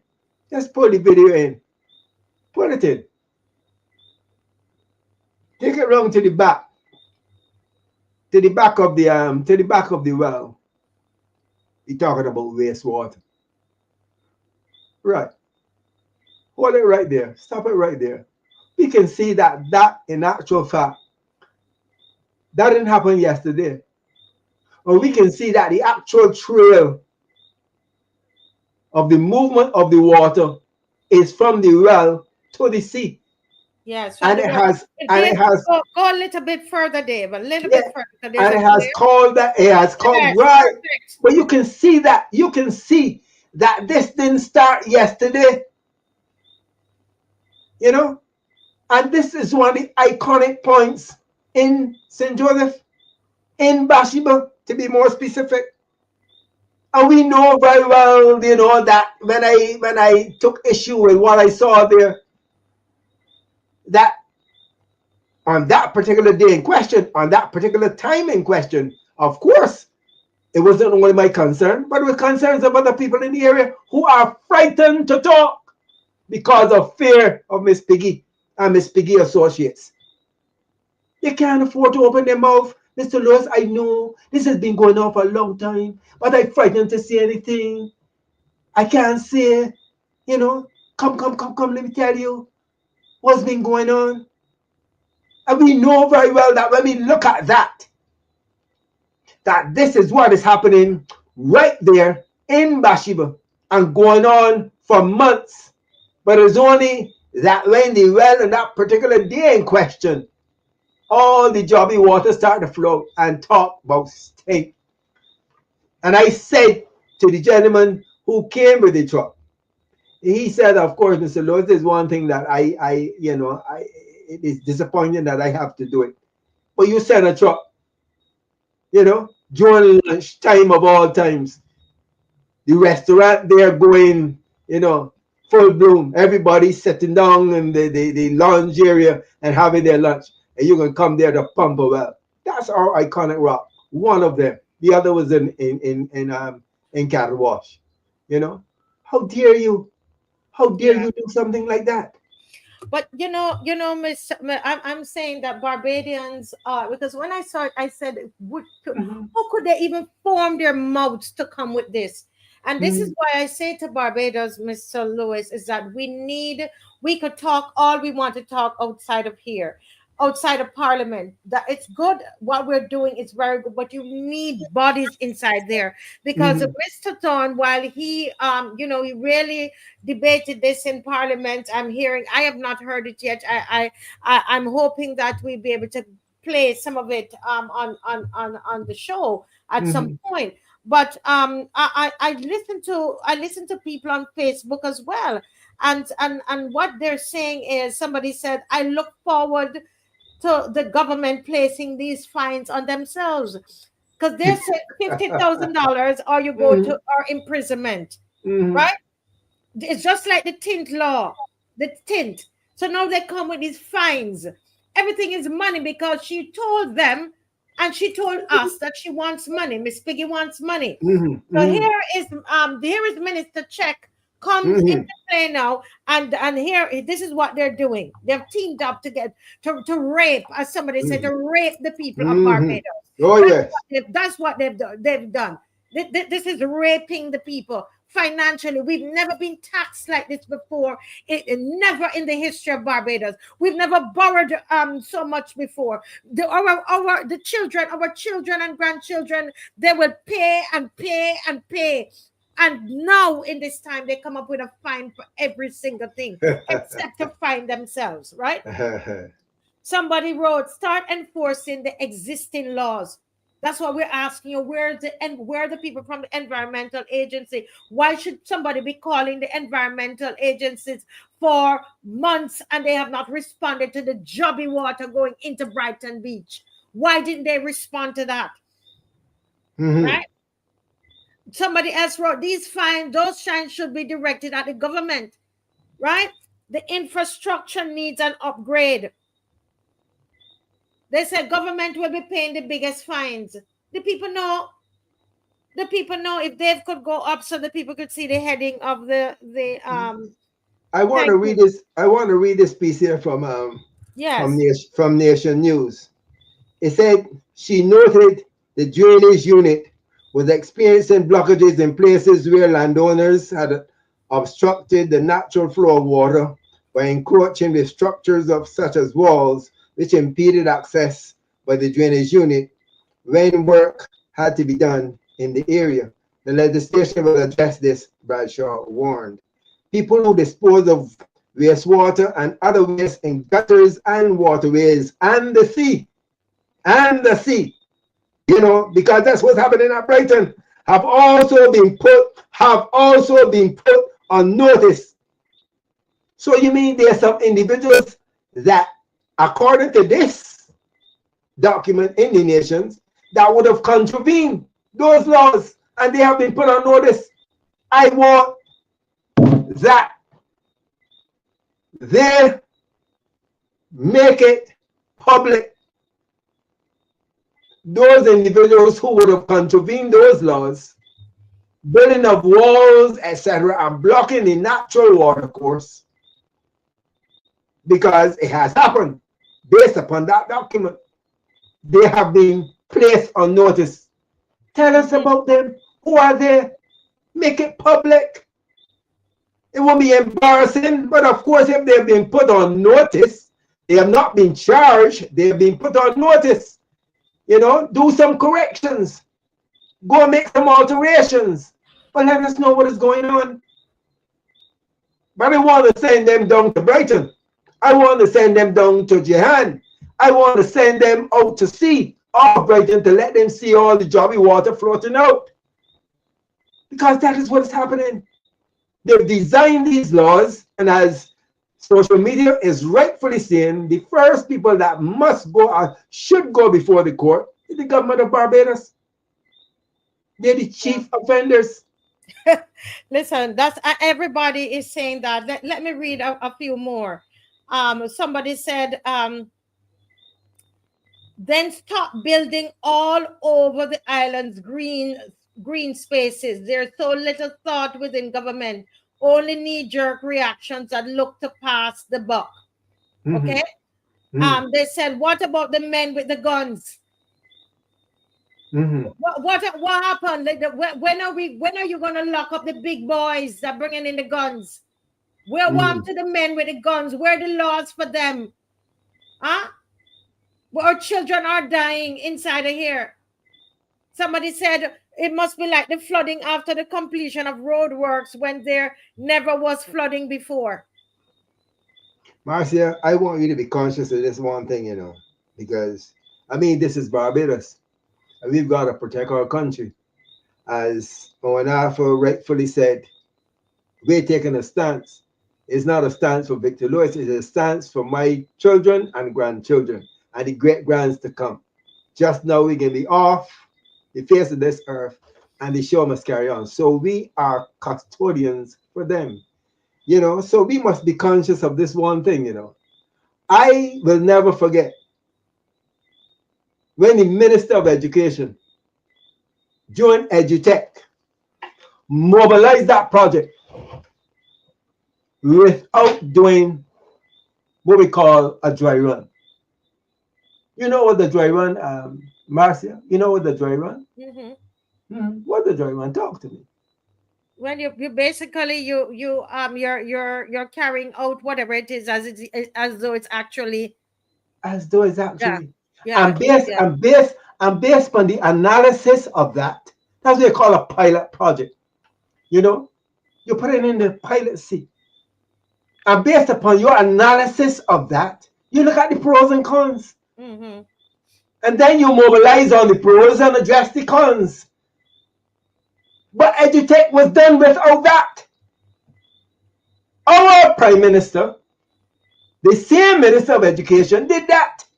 And that's exactly what is going on in this country now, where things are just happening willy-nilly.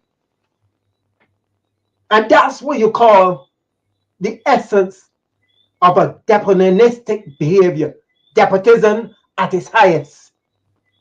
That is what we are experiencing now, where people are just doing things, are not conscious of the pros and cons, spending money up, down, and across without being conscious of the implications. And now we are found at a point where our taxes, we are being taxed up, down, and across because of the implications of such a despotistic behavior. Well, I tell you, Mr. Lewis, I think Barbadians, you really need to, we need to reach a point where we let them know you're not getting 1 red cent from us. You will not get another cent. Come with the tint. Come with this. You have raped us financially. Huh? You have financially abused us.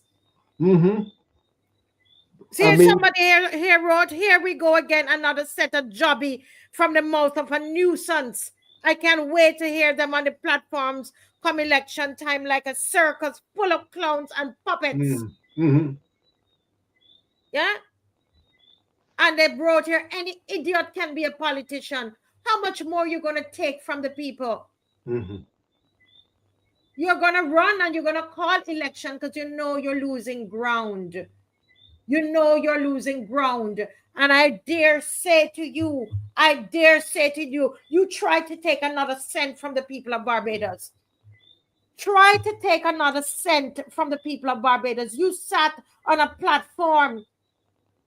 The Prime Minister of this country, Mr. Lewis, sat on a platform and said that she is about money. And this is why I say all of this legislation, Mr. Lewis, that they are seeking to, that they're getting passed and they're passing because we don't have enough people inside there. And Bajans are going to sit down and say another 30 love. Like who is it going to benefit?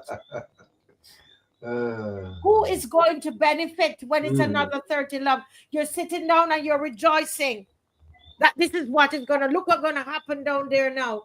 But look at the legislation. Look at all that they're doing to us, raping the people of Barbados.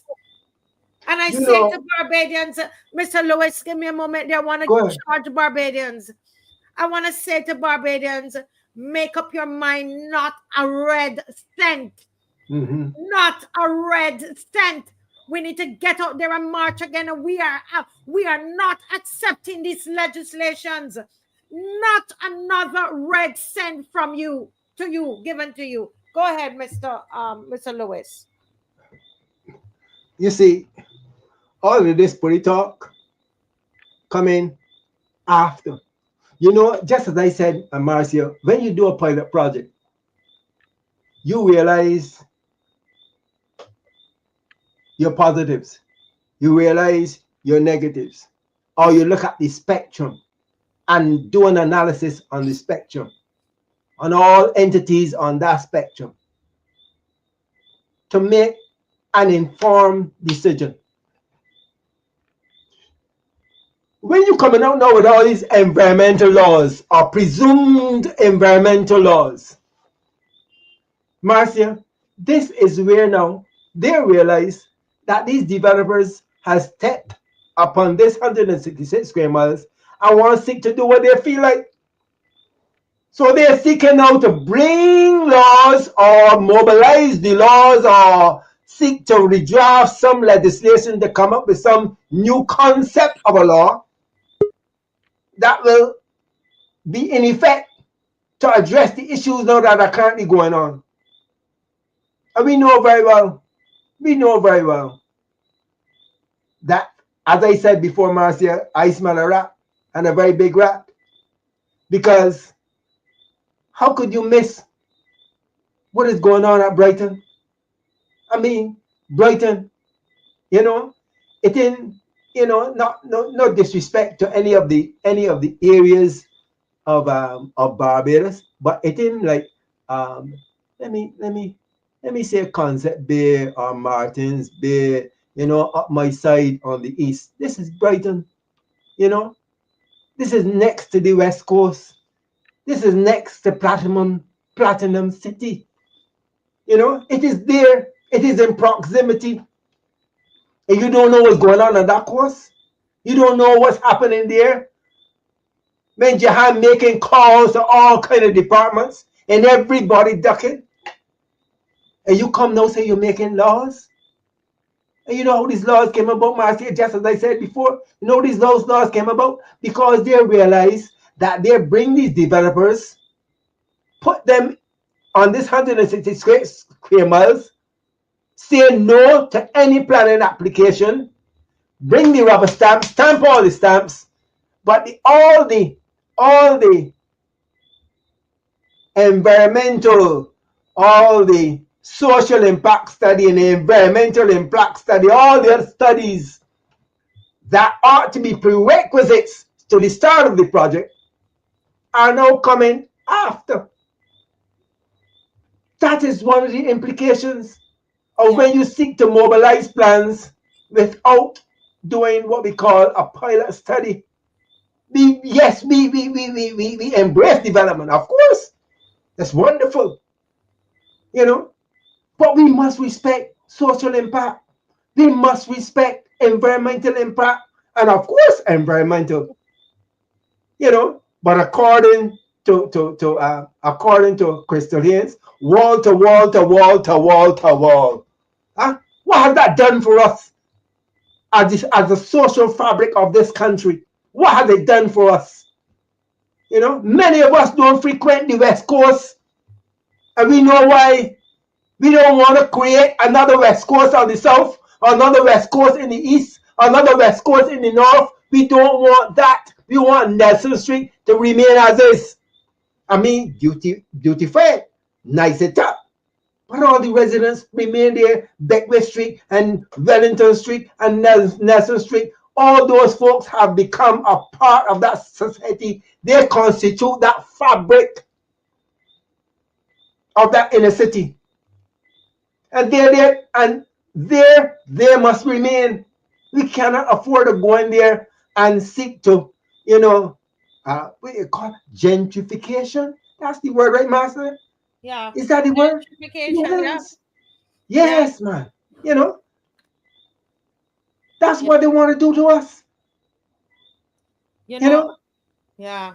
I'm telling you, this is okay. All right. Right. Mm. All right. So just hang on there, Dave. Can you send it to me, Dave? Can you send me the article in my phone, please? To my phone. Sorry, please. Just send me the article to my phone. Thank you. I'm hearing from Jehan as we are speaking. And it's 9:02. Mr. Strickland is going to come back in. But he said this is sad that this is happening. He's talking about the jobby water that they're pumping into the sea and stinking up the neighborhood. He said they were given a permit to dewater, but that's a totally different process than what they're actually doing. The water has to be permanently pumped, and EPD, that is the environment, what is the P for? Department, protection department, told them that they cannot do it and explained the reasons why. But apparently someone in planning and development went ahead and gave them a permit to dewater, but even putting the brackish water into the sea will destroy the water table and other living things inside the water. Okay, so can you imagine? So this is what this is what is happening. And here it is, they're asking for there's over $50,000 and imprisonment. And now they can't tell us anything about who or all those people bringing in the guns. And I'll just say this while Mr. Strickland comes in. Let me tell you something, Barbadians. It's time that we understand. We need to understand this clearly. This government has no interest in getting rid of the criminal elements and dealing with the issue of guns. I'm telling you, the amount of money that they have more money at their disposal than any government in the history of Barbados. They have more power. Think about it. You ever thought about Mr. Lewis and Mr. Strickland? The power that this government has? The money that this government has? Where is the will? Where is the will? As far as what I see, they don't have, there's no interest. There's zero interest. This is a small place. And you're going to tell me there's so many guns? You talk to young people, they say they know how many persons they know have guns. And you're going to tell me we have not heard you come to the public and say, well, we have found, we've identified where the source is, or we think it's coming from over here, and all what we are putting in place, Mr. Strickland, nothing. The impression that you give us, government, and I know you're listening, you have zero interest. It doesn't work in your favor to get rid of this crime situation and for crime to decrease. You have zero interest. That's what you've shown us. You come up with tint, and now you come to charge and imprison decent people. People that are trying to live and to make a living. You're going to imprison homeowners who can't even pay the insurance on the house, who can't even pay the land tax, and you're taking away our houses. Huh? What an oppressive government. Huh? You want us to pay land taxes? People can't pay to take our house. Then now you're going to come with another fine on homeowners? We mustn't have anything. Anyway, that's my little rant. Good night again. Talk, Marcia. It's sad. When I saw that newspaper, when I saw that headline, Mr. Strickland, I could not believe. I said, what more should we take? What more should we take from this hypocritical government that pumping all kinds of things in our water? That you have a problem there in St. Lucie, huh? And they took so long to come around to try to do something for you all in St. Lucie, and they're now going to get up and tell us that if you have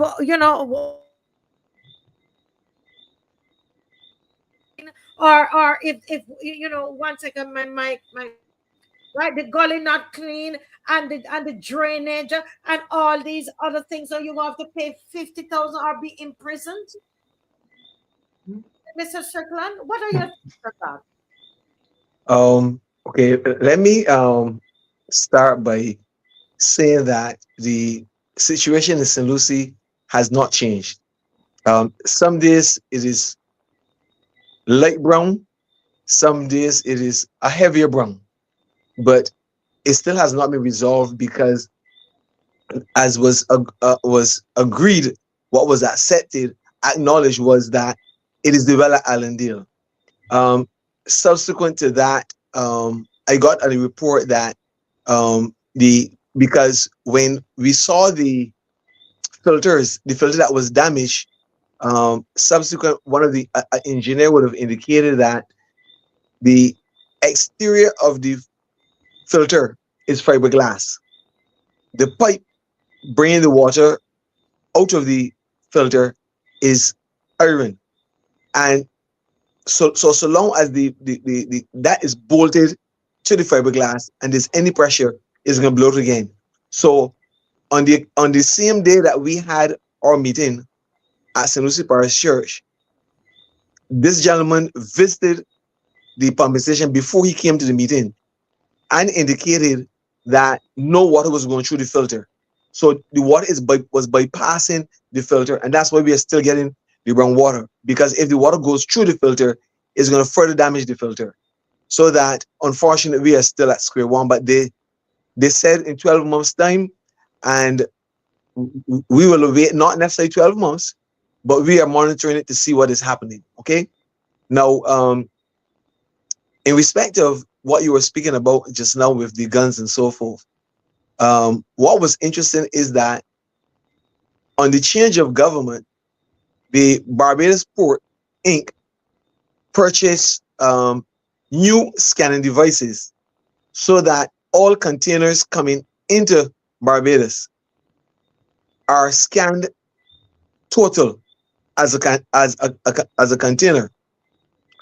Once those items are unstuffed at the port or unstuffed at another location, because there are 3 other locations where barrels and cargo are collected, that being Tropical, Windward Agencies, and Eric Hassel.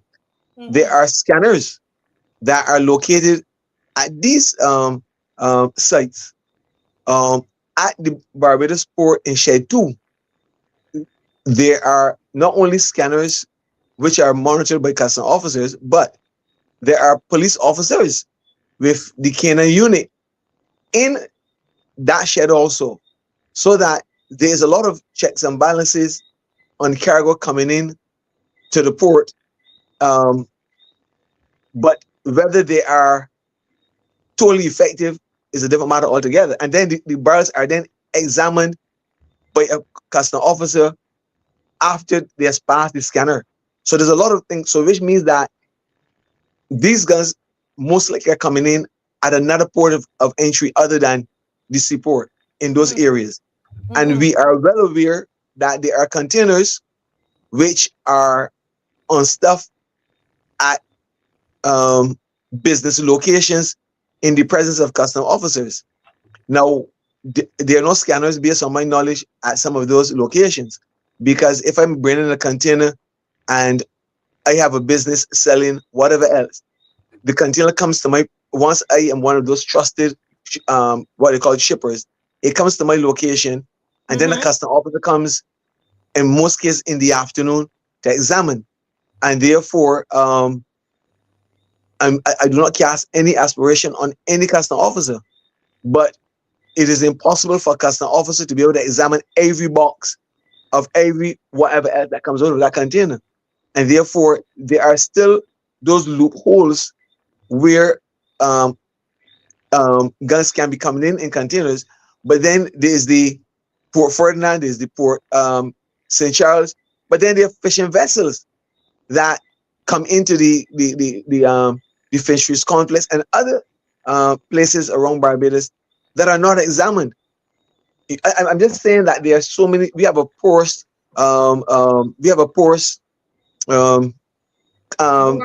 country. You know what I'm saying?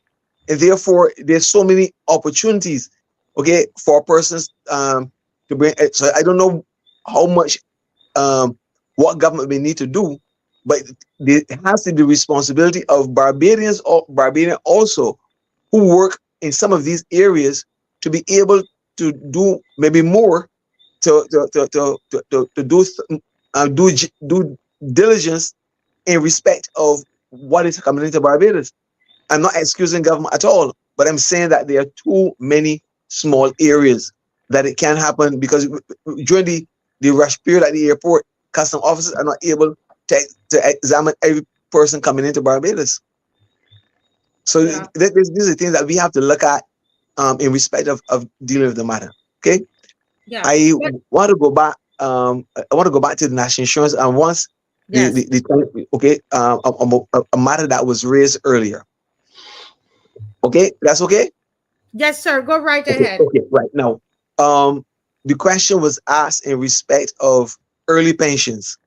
Now, the reduced pension was early reduced pension was 60 up to the end of 2023. From 2024, it has gone from 60 to 61. From January 2025, it's gone now to 62. And in 2026, it'll be going to 63. So the earliest time a person can apply for a pension at present is age 62 because we are in 2025. Mm-hmm. And the percentage then is 6. It was 6%. It is 8% at present, and it's going to be 9% come January 2026, which means that more and more persons will not be able to qualify for an early pension. Because if you're going to apply for an age 63 and you are losing 9%, that's a considerable amount of money that you're going to be losing. And if that amount comes down to less than $254 per week, which is the minimum contributory pension at present, you cannot qualify. Now, pensionable age has not changed, and it is still at 67. Full pensionable age is still at 67, but that will be changing in 2028 to 67 and a half, and then in 2034 it will be changing to 68. So it is already it has not moved from 67 pensionable age, but in 2028 it will be moving to 67 and a half, and then in 2034 to 67. Just like in 2006, it started to shift from 65 until the 67 it is right now. But one of the things that we also have to be conscious of, that there are companies in Barbados, the Goddard group of companies, the Barbados Port, Courtesy Garage, there are other companies in Barbados which have maintained their retirement age at age 65. So that even though those persons would want to work to 67, they are forced to claim an early pension from national insurance between the ages of 65 and 67. And therefore, at present, if they apply and they're losing 8%, that is going to be then at age 65, they're going to be losing, there's going to be 2 years that they're going to be losing. And then that's the same amount they're going to get until they die, other than an increase. Now, we had a situation where from 2006, there was a statutory increase in pensions every January as a cost of living allowance. In 2025, there was no increase for the pensioners. Well, elections will be coming up, and so most likely they're going to withhold that increase in pensions and then give it at election time, so that, as it were, it will be a gift to the pensioners. When the truth and the fact that this is really a statutory increase that began when there was pension reform all the way down in 2006. And for most of the years, through all those years, pensioners always got an increase in January. So my pension is being the increase is being withheld from me at present for 2025, and then most likely for when the election is called, I will be given an increase, and then that is going to be a gift from the government to me. The truth of the fact is not a gift; it was what I was entitled to from January 2025. Wow. Well, I know that we have so many things going on here. You see me back and forth on my phone because they're sending me, Mr. Lewis, all kinds of things coming through tonight. And I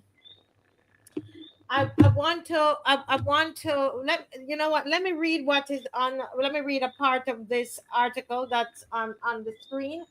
And then I want to talk to you. I want to remind you that the phone lines are open. I just can't do everything tonight, guys. My phone is going like crazy. I'm trying to listen to you and reading the phone to Mr. Lewis. But let me just read this, Mr. Lewis. A little bit of this article here. Bajan psychological warfare. Is the government of Barbados engaging in psychological warfare?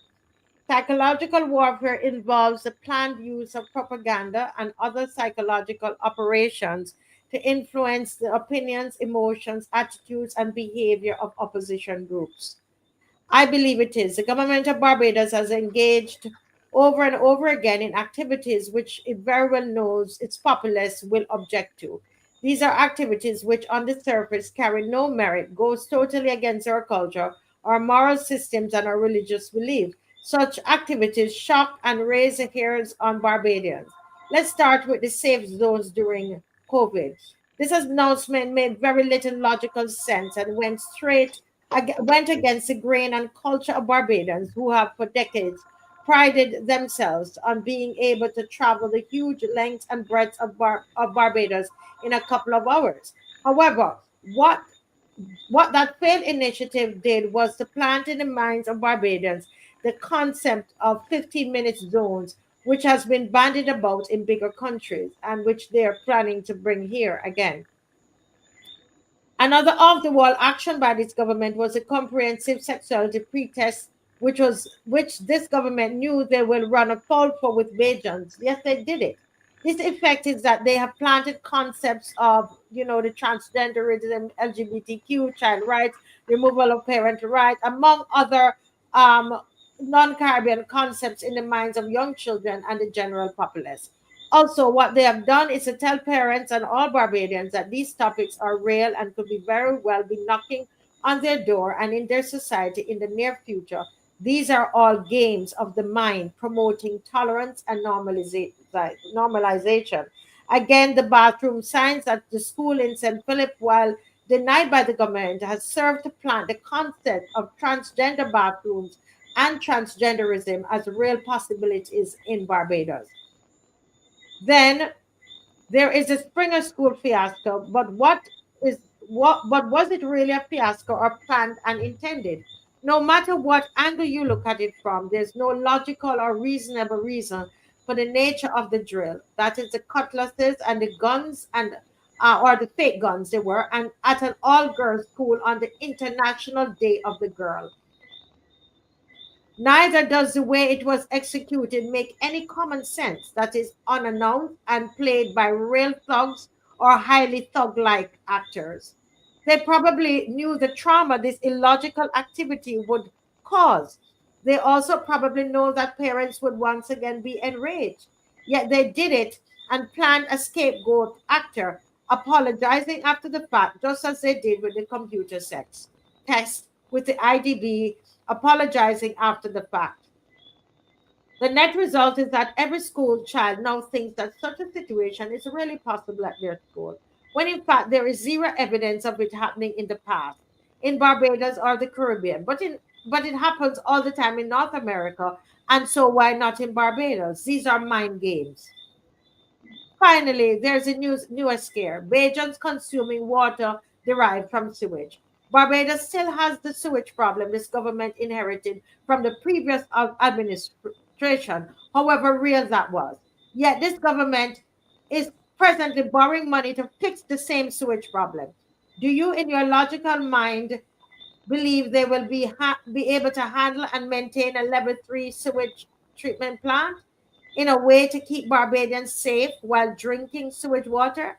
But the big countries are doing it, so why not little Barbados? Again, these things sit passively in the mind, and the more often you hear them, the less important is the role of common sense. This is a way of the propaganda machine, which relies on free access to the press and news media, which this government has all its fingertips and more, has at its fingertips and more. I didn't mention the Independence Day replacement scare, that nor the hazardous child protection bill, nor the erroneous state takeover of the NIS. Therefore, Bajans, don't join those who say this government is a walk back government. Yes, they're a walk back government, but they're not walking back for walking back's sake. They may be walking back because they know the deadly poison has already been delivered and implanted, and they can afford to walk back, sit by and watch as the effects unfold over time. There may be a method to their apparent madness. Nevertheless, Bajans, while timely in their responses are not Nevertheless, Bajans, while timely in their responses, are not fools and are coming around to see the method in the madness. Bajans are forming their own opposition, hopping out of the slow boiled water, taking a stand and refusing to drink the Kool-Aid any longer. And that's an article that was sent to the newspaper by Dave Weeks. Let me just, there's a caller on the line. Yeah. And that's an article that was sent to the newspaper by Dave. Okay, caller, can you turn on your device? Hello? Can you turn down your device, please? Yeah, my device on silent. Okay, wonderful, wonderful. Good night, good night. Welcome to the Marcia Week Show. Yes, blessings. My name is T. Hall. Yes. Anyhow, well, I'm calling to enlighten Bajans. There's all elections in the year. But don't let money get distracted. You collect the money and lose this. Well, yeah, you can collect the money, but do the right thing. Mm-hmm. Because my opinion to is to stay focused and remember it's a future and not just a little today party, a little $200, a little white shirt, but keep focused to take back the country. Correct. Because if they don't take back the country, trust me, Barbados is going to lose its soul. They hope the BLP lose its soul. Correct. Correct. Thank you, caller. Thanks for calling. Very, very profound. Thank you. And blessings to everybody. Yes, thank you so much. Thank you. Yes. Okay. Yes. Bye now. Caller, good night. Hi, good night, Marcia. Yes, good night. Good night, sir. Good night, good night. I'm just listening to your program. Yes, well, I didn't say welcome. I lost my manners. I didn't tell you welcome. You have a lot of noise in the background there. Okay, it's much better now. Okay. Yes. So I'm just following the program with much interest. And I just want to thank the Barbadians for the support of the young athletes who just returned from the Caribbean Games. Yes, congratulations. You were there with them. You were a coach that was there, right? Yes, I was there as one of the coaches. after not going to course for over 15 years, but I was asked to assist, and it's for our country, so I oblige. Very good. Well, congrats. The team did very well. You know, they did very, very, very well.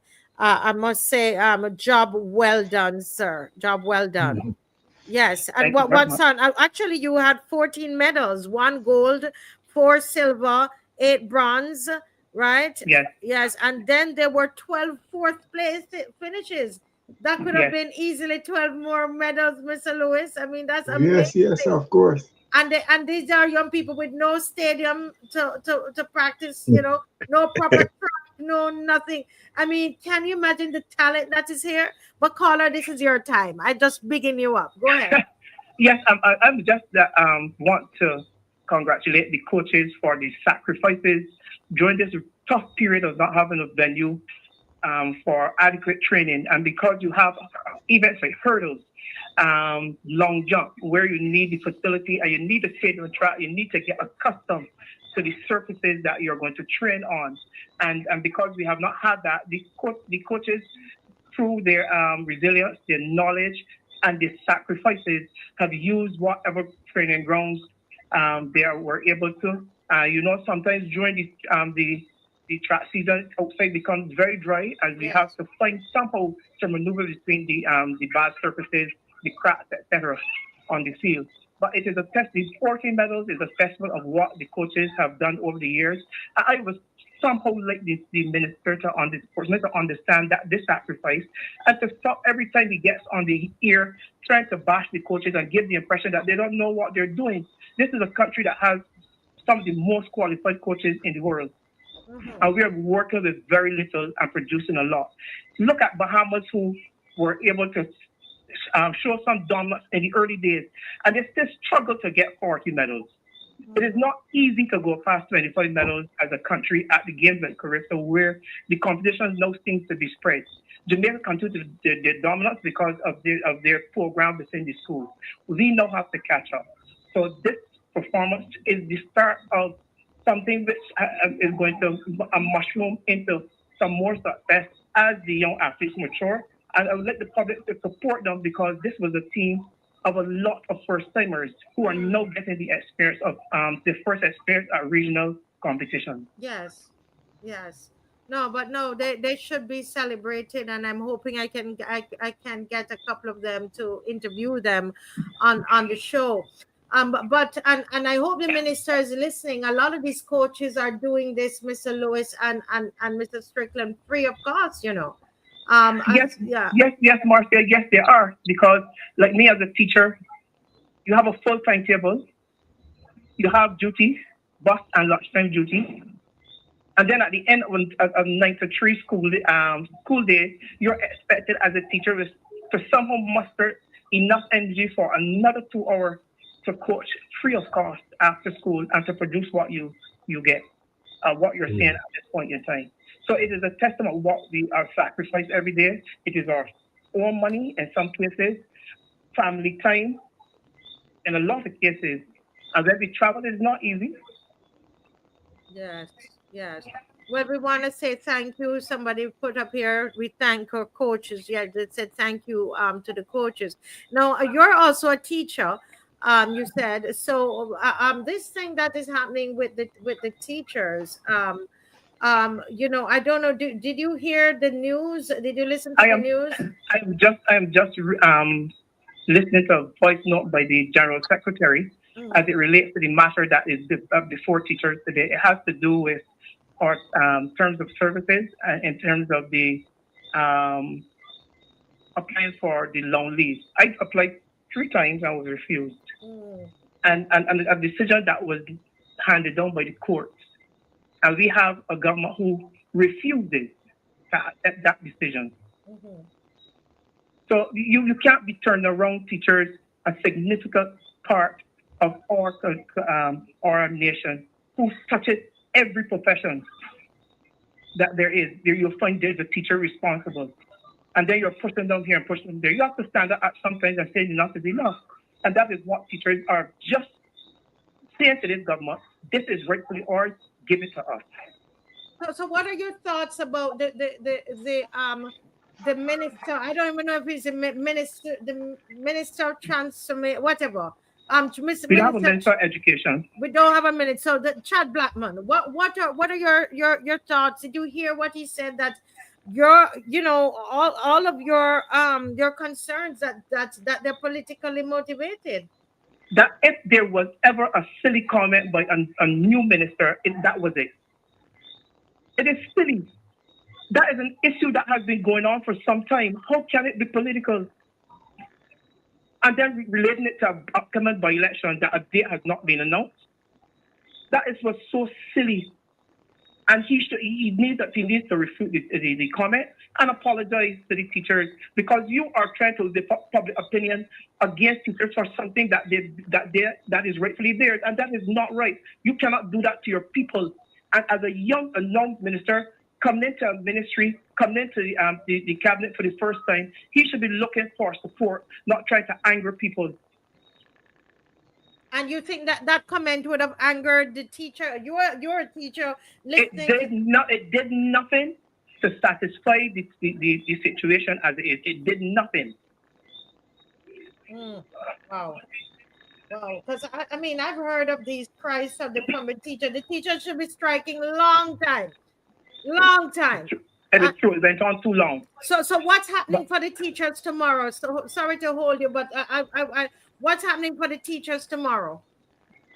The industrial action, you will read about it in the steps that are being taken, and I suspect that you will get some kind of response that from the General Secretary or even the President on what is happening for the next couple of days. Okay, so the teachers, they're very serious, and for him to say something like that today, I tell you that is crazy. Well, thank you so much for calling tonight. We appreciate you calling and enlightening us. And again, Congratulations. You guys did an amazing job with zero resources. Thank you, and good night to everyone. Night. Yes. Good night. Yes. Any thoughts there, Mr. Lewis? I retired from teaching in 2014. And this was a matter also on the table for discussion, the whole concept of, terms leave. And this was an issue during that period of time for me. I would have gotten my, in terms of pre-retirement leave, that mobilized for me. But I agree 200% with the stance that the president of the BUT and certainly of the BSTU, but I would have heard from the BUT, you would have played the clip earlier in the show, and I support them 200%. They're on the ball. This is not a political issue. This has been going on for a while, and quite a long while, and I give my strong support to the teaching service on this issue, because it is not a matter of being politicized, but of course, it occurs during this period, and I think it is rather unfortunate, that the incoming minister of education, or I don't know what to call it now, because there's so many names now being bandied about. But of course, it is a rather unfortunate statement, and I think that it has serious implications for the level of support that this individual is likely to get, in the long term. It's an unfortunate statement, and I support the teachers 200%. Your audio is out, Marcia. Your audio is out. Yes. Apologies for that. Thank you. Thank you so much, Mr. Lewis. And just reminding the viewers that you can give us a call at that's 236-7000. As I tell you, my yes, I'm sorry, 236-7000. You can give us a call. I'm seeing here, Mrs. Strickland, there's a video up. Dave, is there anything you want to play? You want to play something for us from this? This was Tuesday. That was yesterday, April 22nd. The leader of the opposition, in Parliament, and he was dealing with this new piece of legislation. Go ahead, Dave. delightful tones, may have heard the honorable member for St. Michael Southeast state that this legislation is largely about the business of preventing flooding and inundations caused by excessive rains and high tides. That is a part of the long title that I have read. And it goes on, and the prevention and mitigation of injury to persons and damage to property from the effects of movement of water, particularly storm water. I don't think as children we were aware as to how dangerous floodwaters are. We are now in a time in which political floodwaters are going to become very dangerous as well. But let us deal with the floodwaters that come from the rain. And so that the public should be made aware as to the dangers of floodwaters, this legislation comes to this parliament today. And we meet it with sobriety, we meet it constructively.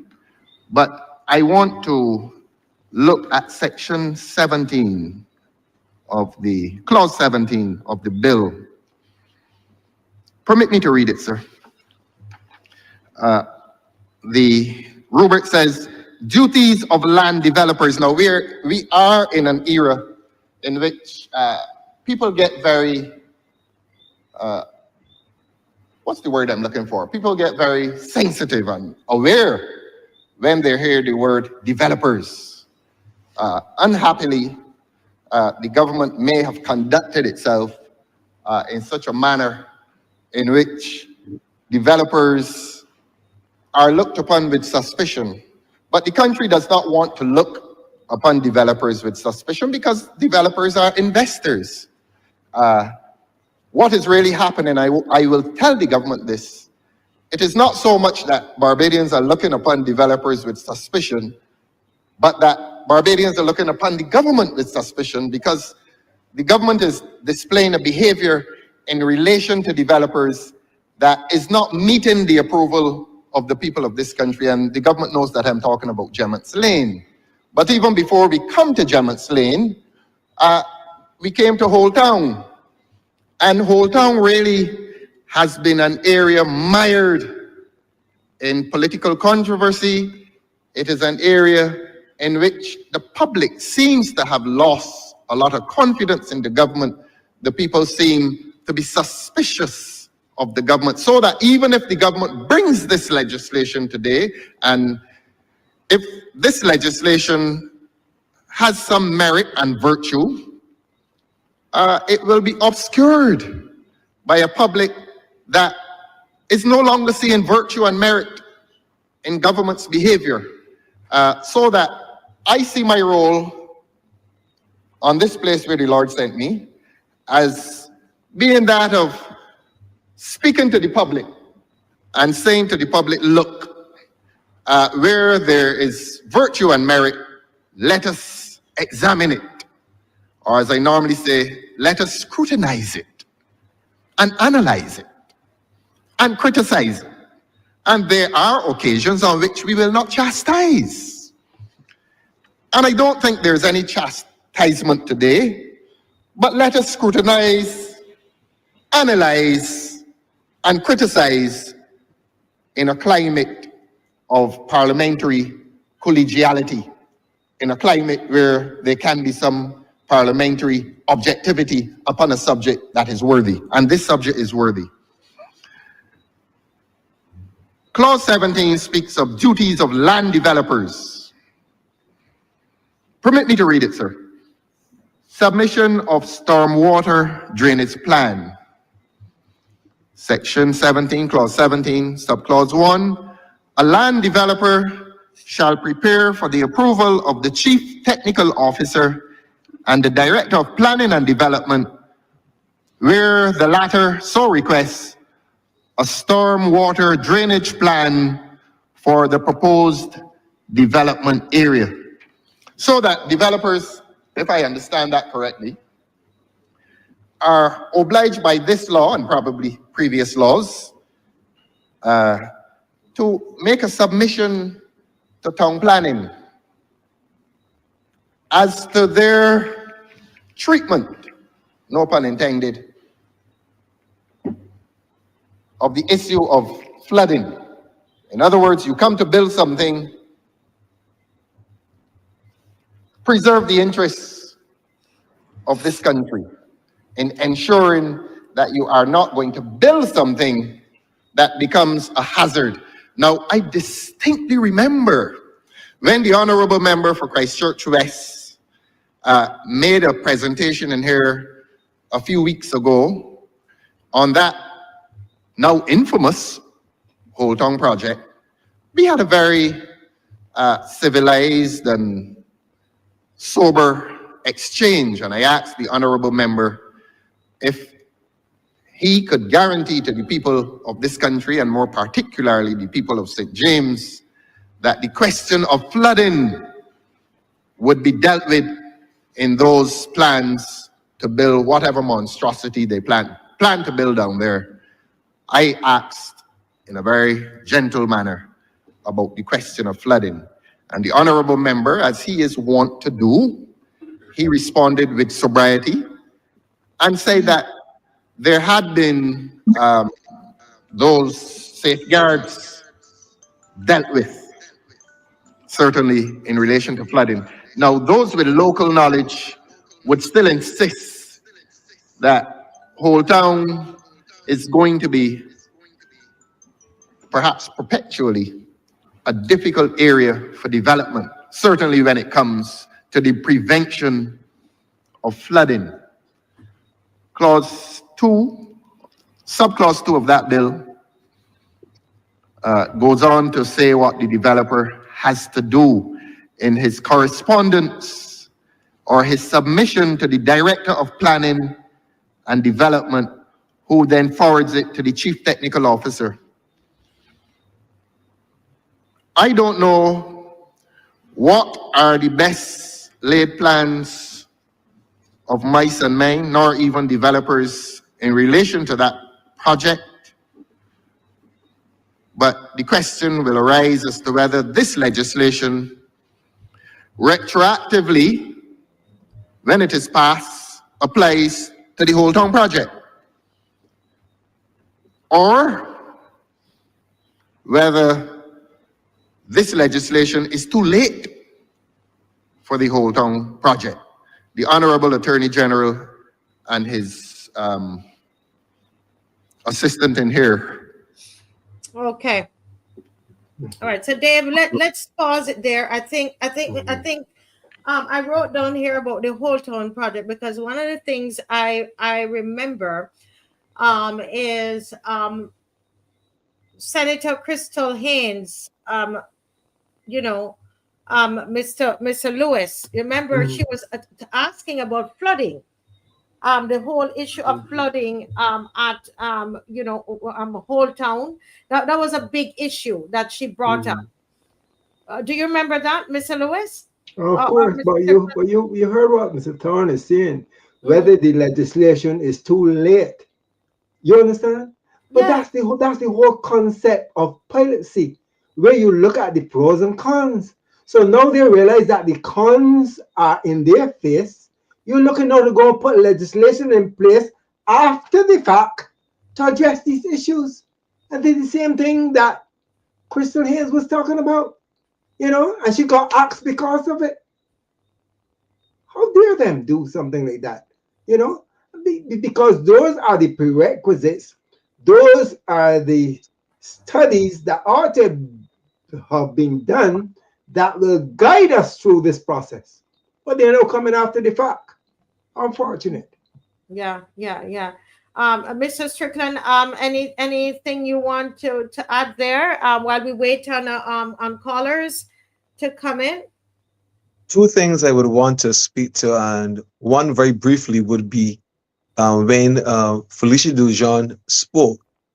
One of the things she said at the end of her presentation was that she would ask that persons be praying, as they go along. And I mean, honest, it really spoke volumes to me, because while I have been hearing politicians, prospective politicians, quoting scripture when it's most convenient.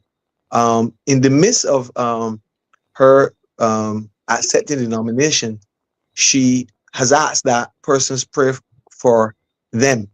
And I don't think you could ask for a better statement than one such as this. In the midst of all of the what is going to happen, I really want to commend her for her asking for us to be praying for them, not for her, but for them. The other point I would want to speak to was the coach that spoke just now.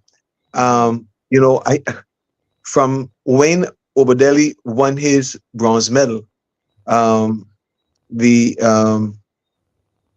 statement that was made by the president of the Athletic Association, Noel Lynch.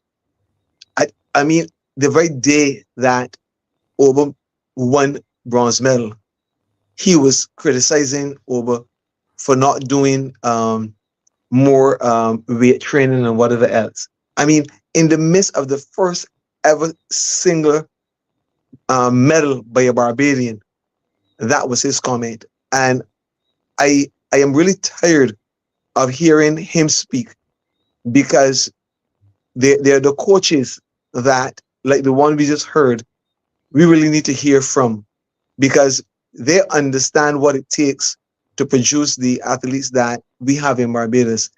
And so when I heard the president minister speaking about what he deems as mini stadiums, I mean, these are only glorified pastures, playing fields, because they're not going to have anything. But then he came and said they're going to have two tracks, one in the north, I think, and one in the south, something like that.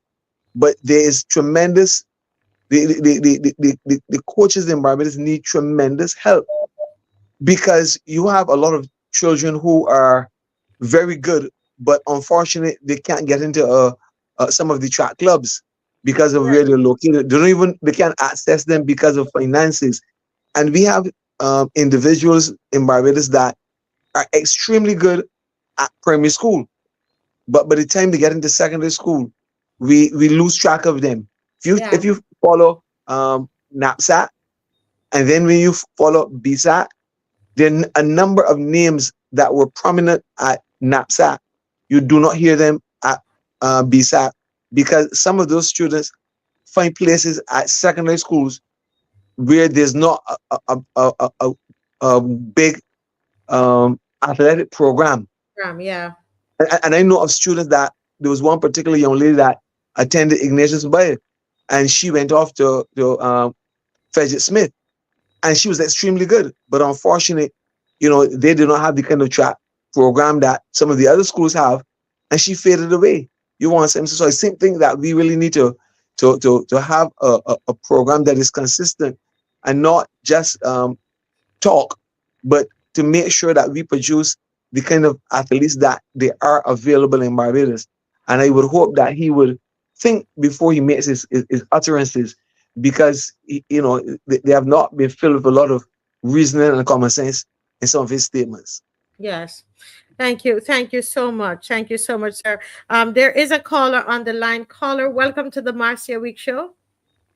Good night, Marcia. Good night.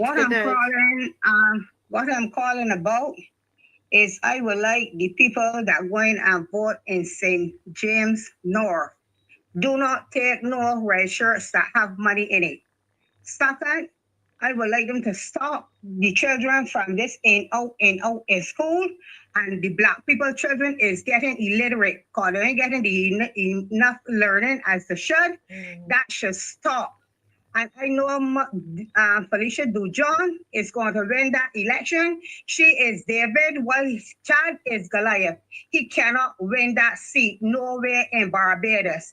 They need to stop doing the wrong, putting money in shirt, and when they're done, they're going to come back and do the same old stupidness that they're doing right now. It needs to stop. Vote them out. Thank you, and a blessed night to you all. Thank you so much. Thank you, ma'am. Thank you for calling. Thanks for calling. If I may just speak about something here that's happening to members of the Barbados Public Workers Credit Union. Adrian is backstage. Adrian, oh Lord, sorry about that. Good night, Adrian. Good night. I feel like I'm all over the place, but the people are messaging me, and they have this. There's a problem that they have here. It says that the employer sent their wages to the Barbados Public Workers Corporate Credit Union, and the credit union has not uploaded their wages. These are people that are paid weekly. Apparently, the Barbados Public Workers Credit Cooperative Credit Union, it is being said that they're changing over their system to a digital system, and there are some challenges, and it's really affecting those individuals who are members, who are weekly, who get their pay weekly. And this person called saying that there are people, these are families, working class, they're getting a little bit of pay and they didn't get any money last week, and they're concerned that it seems as though that they're going to have the same problem. They said apparently the credit union has rolled out a new online platform that has caused issues with posting members' salaries and wages, and no one from the credit union is reaching out to their members. If you're listening, you're from the Barbados Public Workers Credit Union. I'm getting messages here that there are people, there are some of your members, your valued members, who are not been able to get their wages, especially those who are paid weekly, because you're changing over a system. Is this so? I know somebody called me and told me that they were having problems since last week with their public workers credit union account. So I don't know if that is linked to the changing over, the rolling out of a new online platform. Could somebody contact us from the Barbados Public Workers Cooperative Credit Union so that we can say something on it? What's happening? I know it's a good credit union, has helped a lot of families. Depend on credit unions. So this is in no way bashing the credit union. However, if there are people, if there are persons, members who cannot get their weekly salary, then something is wrong with that. Okay, if that is the case, we need to get that fixed. Very important. And until it's fixed, I will be coming on here every single night and reading these messages, because you cannot have people who are being paid weekly not getting their money, not in the kind of climate that we're in, the economic climate that we're in. No, that can't work at this moment. Okay. All right, let me just welcome. I know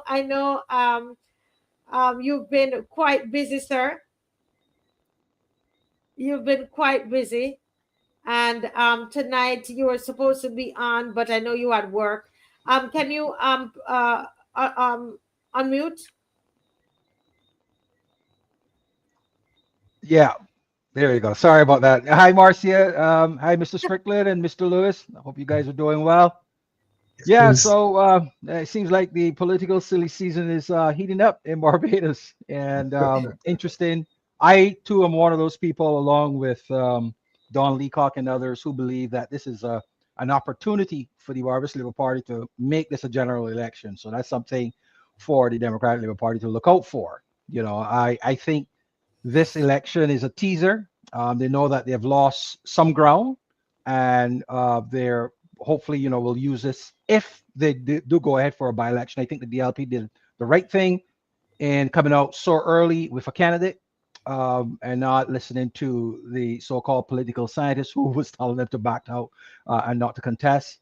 That's not a good strategy. So Motley has 90 days in order to turn what would normally be a by-election into a general election. So we'll see how that goes. Somebody referred to Mr. Blackman as a Goliath. I don't know about that. I know the cartoon character Shrek, and I know of the former African president of Uganda, Idi Amin. So, but I don't see him as that formidable. He presents an image of someone that is a political titan, his size notwithstanding. I don't see that. And I mean, clearly the people in St. James North have a decision to make. I mean, we all know that any candidate for the Barbados Labour Party under Mia Motley is a proxy for her, right? So when they went to the polls in 2018 and in 2022, they all went and voted for the BLP person with the hope of getting Mia Motley as prime minister. Well, she's already there. So why do you need to vote for Chad, who's not going to be a representative of your kind, right? Especially in a time in Barbados when you need opposition voices, which is an integral part of governance in Barbados. So I think that Felicia Dujon would be a good representative for the folks. She has to. I mean, it would signal to the Barbados Labour Party that the people are somewhat disenchanted. It would also signal to the Democratic Labour Party and to Ms. Dujon that they really need to not only earn it, but keep that seat as well. And the only way I know of keeping a seat in Barbados is through proper local representation, something that many of the current members of the political class are very poor at doing. So, yeah, I think this is the Barbados Labour Party's election to lose. There's a lot for the Democratic Labour Party to gain. I think that they will do very well. I think a lot of people will come out. I think there's a lot of interest, and we'll see how it goes. I think, yeah, the Democratic Labour Party should contest this seat, and any election that comes up, they have to. Yeah. Anybody knows if there's any third party and any other party? Let me not call him any other party that is contesting this election. This possible by-election. Does anybody know?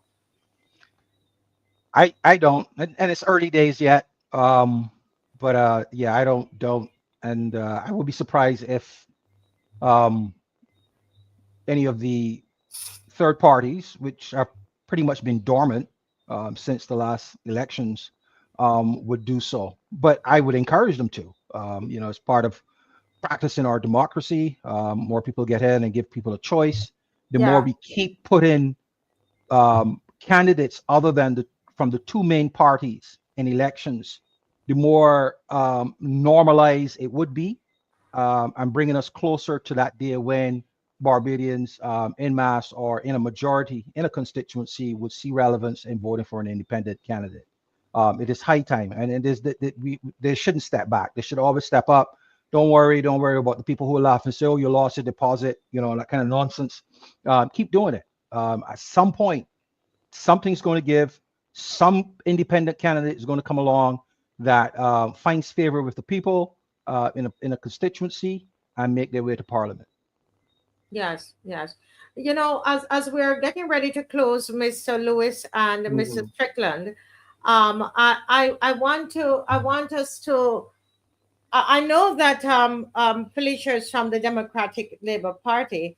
And one of the things we advocate on this show is about having a strong opposition, and which is why I ask if we have any other candidate that is going to vie for this position. And I'm very genuine about that, because for me, Mr. Lewis, it's about us expanding or opposition inside Parliament. Adrian. Inside the Senate, can we have more power inside there as the people, regardless of which party it is? So I want to ask Mr. Lewis, everybody, this question: how important to the to pushing back against a one-party state you think that how important it is that we have somebody else inside Parliament, Mr. Lewis? Checks and balances is a very healthy dimension of our development. And the more checks and balances entities that we have, it is in our best interest for the healthy development of our country. When I saw, however, what appears to have transpired in the area of the constituency where the by-election will hopefully take place, I am of the view that, there's an environment there where there is a lack of cohesiveness. We can see behavior there that seem to suggest that it is quite inert and that there isn't that collaboration, there is no dialogue in that environment to suggest that there is a cohesive view by the Barbados Labour Party. And it suggests to me that that shows some kind of fraction, and that fraction tells me that things are not what they are projected to be. Yeah. So there's a possibility opening there, and all that we're interested really is expanding that opposition. And as somebody rightly said, mainly in the lower house, that there's somebody else in there with Mr. Thorne. I think that is important. Mr. Strickland, any thoughts on that? Why is it important? This by-election is important, and it's important that Mr. John make a good effort at this. I think that she's going to make a tremendous effort at it. Based on me, as I have been following her with her fight for children's rights and whatever else. It is going to speak a lot to the character of the people of St. James North. It's going to speak to the character of who we are as Barbadians. What are we worth?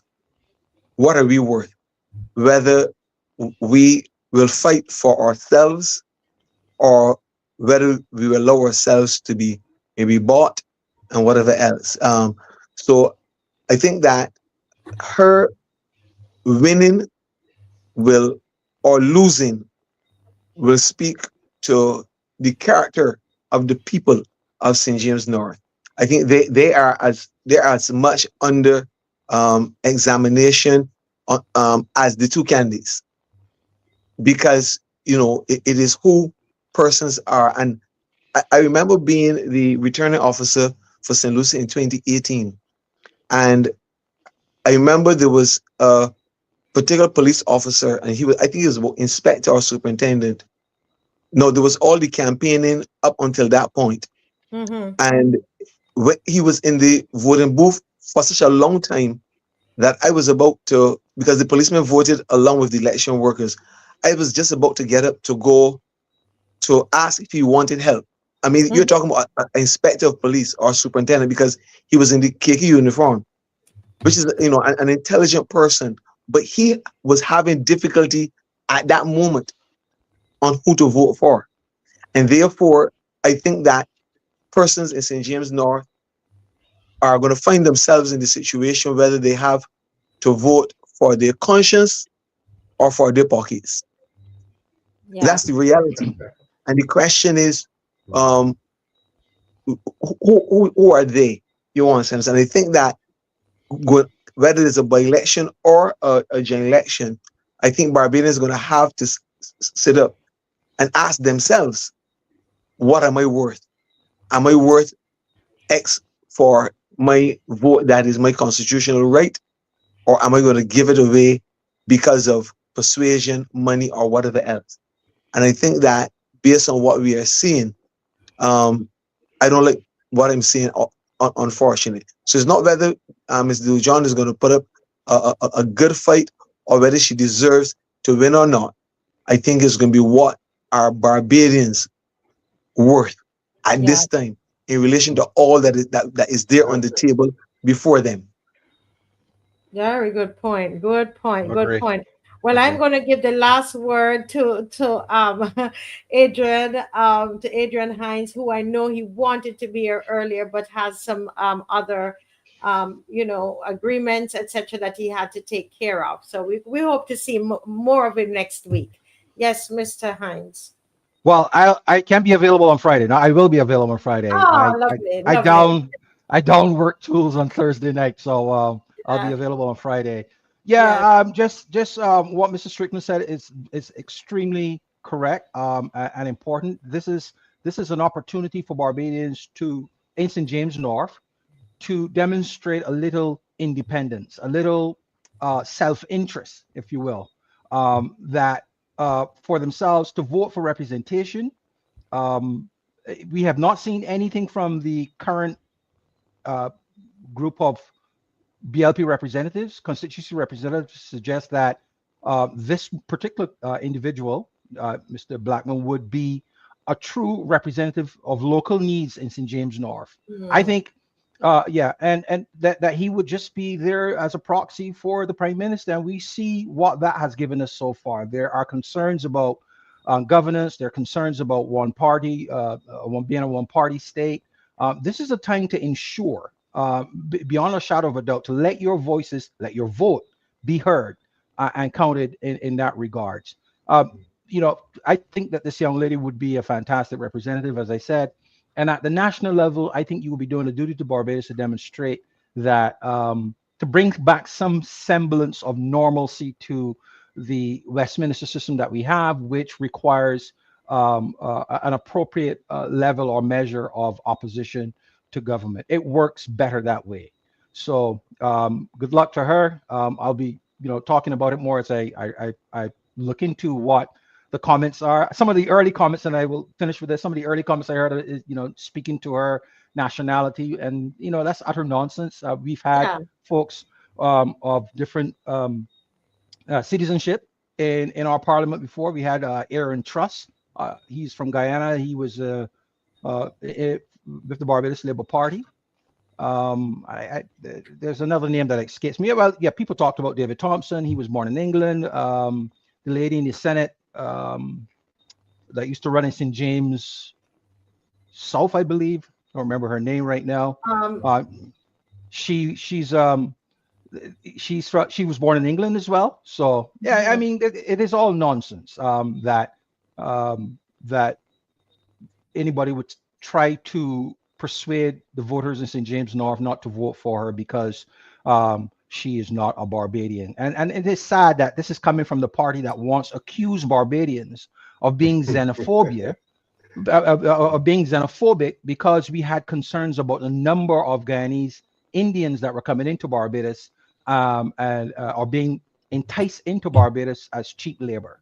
To hear them now speaking this way against a citizen of Barbados who happens to be born in another country is really, really sad. Yeah. Well, thank you so much. I was looking to get a clip for you guys, and I'm going, God willing, on Friday. We're going to go into that where Colin, where is Colin Jordan, the Minister of Labor? Did I say his name correctly?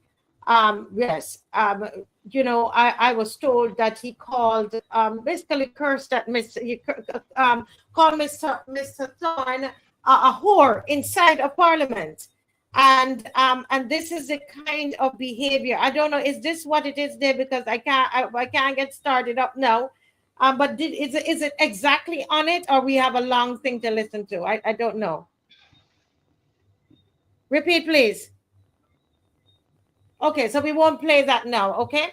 So we will play that on Friday night because I really want to look at that to know what kind of minister of religion of the Seventh-day Adventist Church can be calling somebody that in Parliament. I would like to know what did he preach last Saturday in his church? And it's people like him, it's people like Colin Jordan that makes it really bad for Christians who go into Parliament, because they look at him and all they see is a big H, hypocrite. And I will deal with him on Friday night. Good. Yeah. All right. So see you all on Friday. And on Friday evening. God bless you. Have a good night, folks. Bye-bye. Good. Bye. Bye-bye. Good night. Thanks to my guests. I tell him, don't start it because I'm going to get out. I'm going to get too fired up. Okay? So thanks to my guests. This is a game of glorious uncertainty. Right arm over, up. Let's play. It's bat and ball, rough pad and wicket. World Cup in town, T20 cricket. And the government reporting the hotels them booked to all. 30 without loss, well that was the score. They did it twice, power play for sure. But they won't pick and all run the name Thorn, he crossed the floor. There was a delay, they hadn't play. The Dems refused an easy single. But then Blackett say, skip or lead the way. Old flames they can rekindle. It is that simple. Ralph Pick, he said it. 2 W's was in it. Ronnie try out a switch hit, but he kept catching first slip. This is bat and ball. Who else getting the call? These selectors waiting to see how these wickets gonna fall. This is bat and ball. Ronnie looking small. And Ralph says, see the shadow cabinet looks enough all. T20 cricket. T20 cricket. T20 cricket. T20 cricket. Oh, it's over. What a river, what a good race it was. That's 51 points. Wicket night. Good back for him. Ma'am win the toss and call the budget. She pad up first and take the wicket. But they know that Ralph had the potential to spin the ball.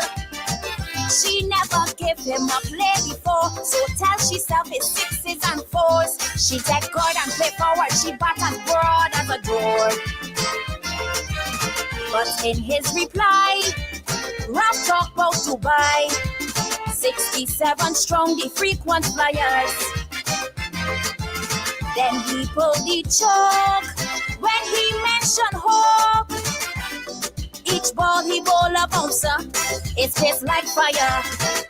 Then Ralph deliver and in swing in Yorker. A white took Russia, but Santia Reid he let her. This is bat and ball, this is pace like West Hall. And Ralph said that he ready for action, he got the balls. This is bat and ball, Torn say cracks in the wall. But Santia tell the AG, make sure he get more. T20 cricket, T20 cricket, T20 cricket, T20 cricket.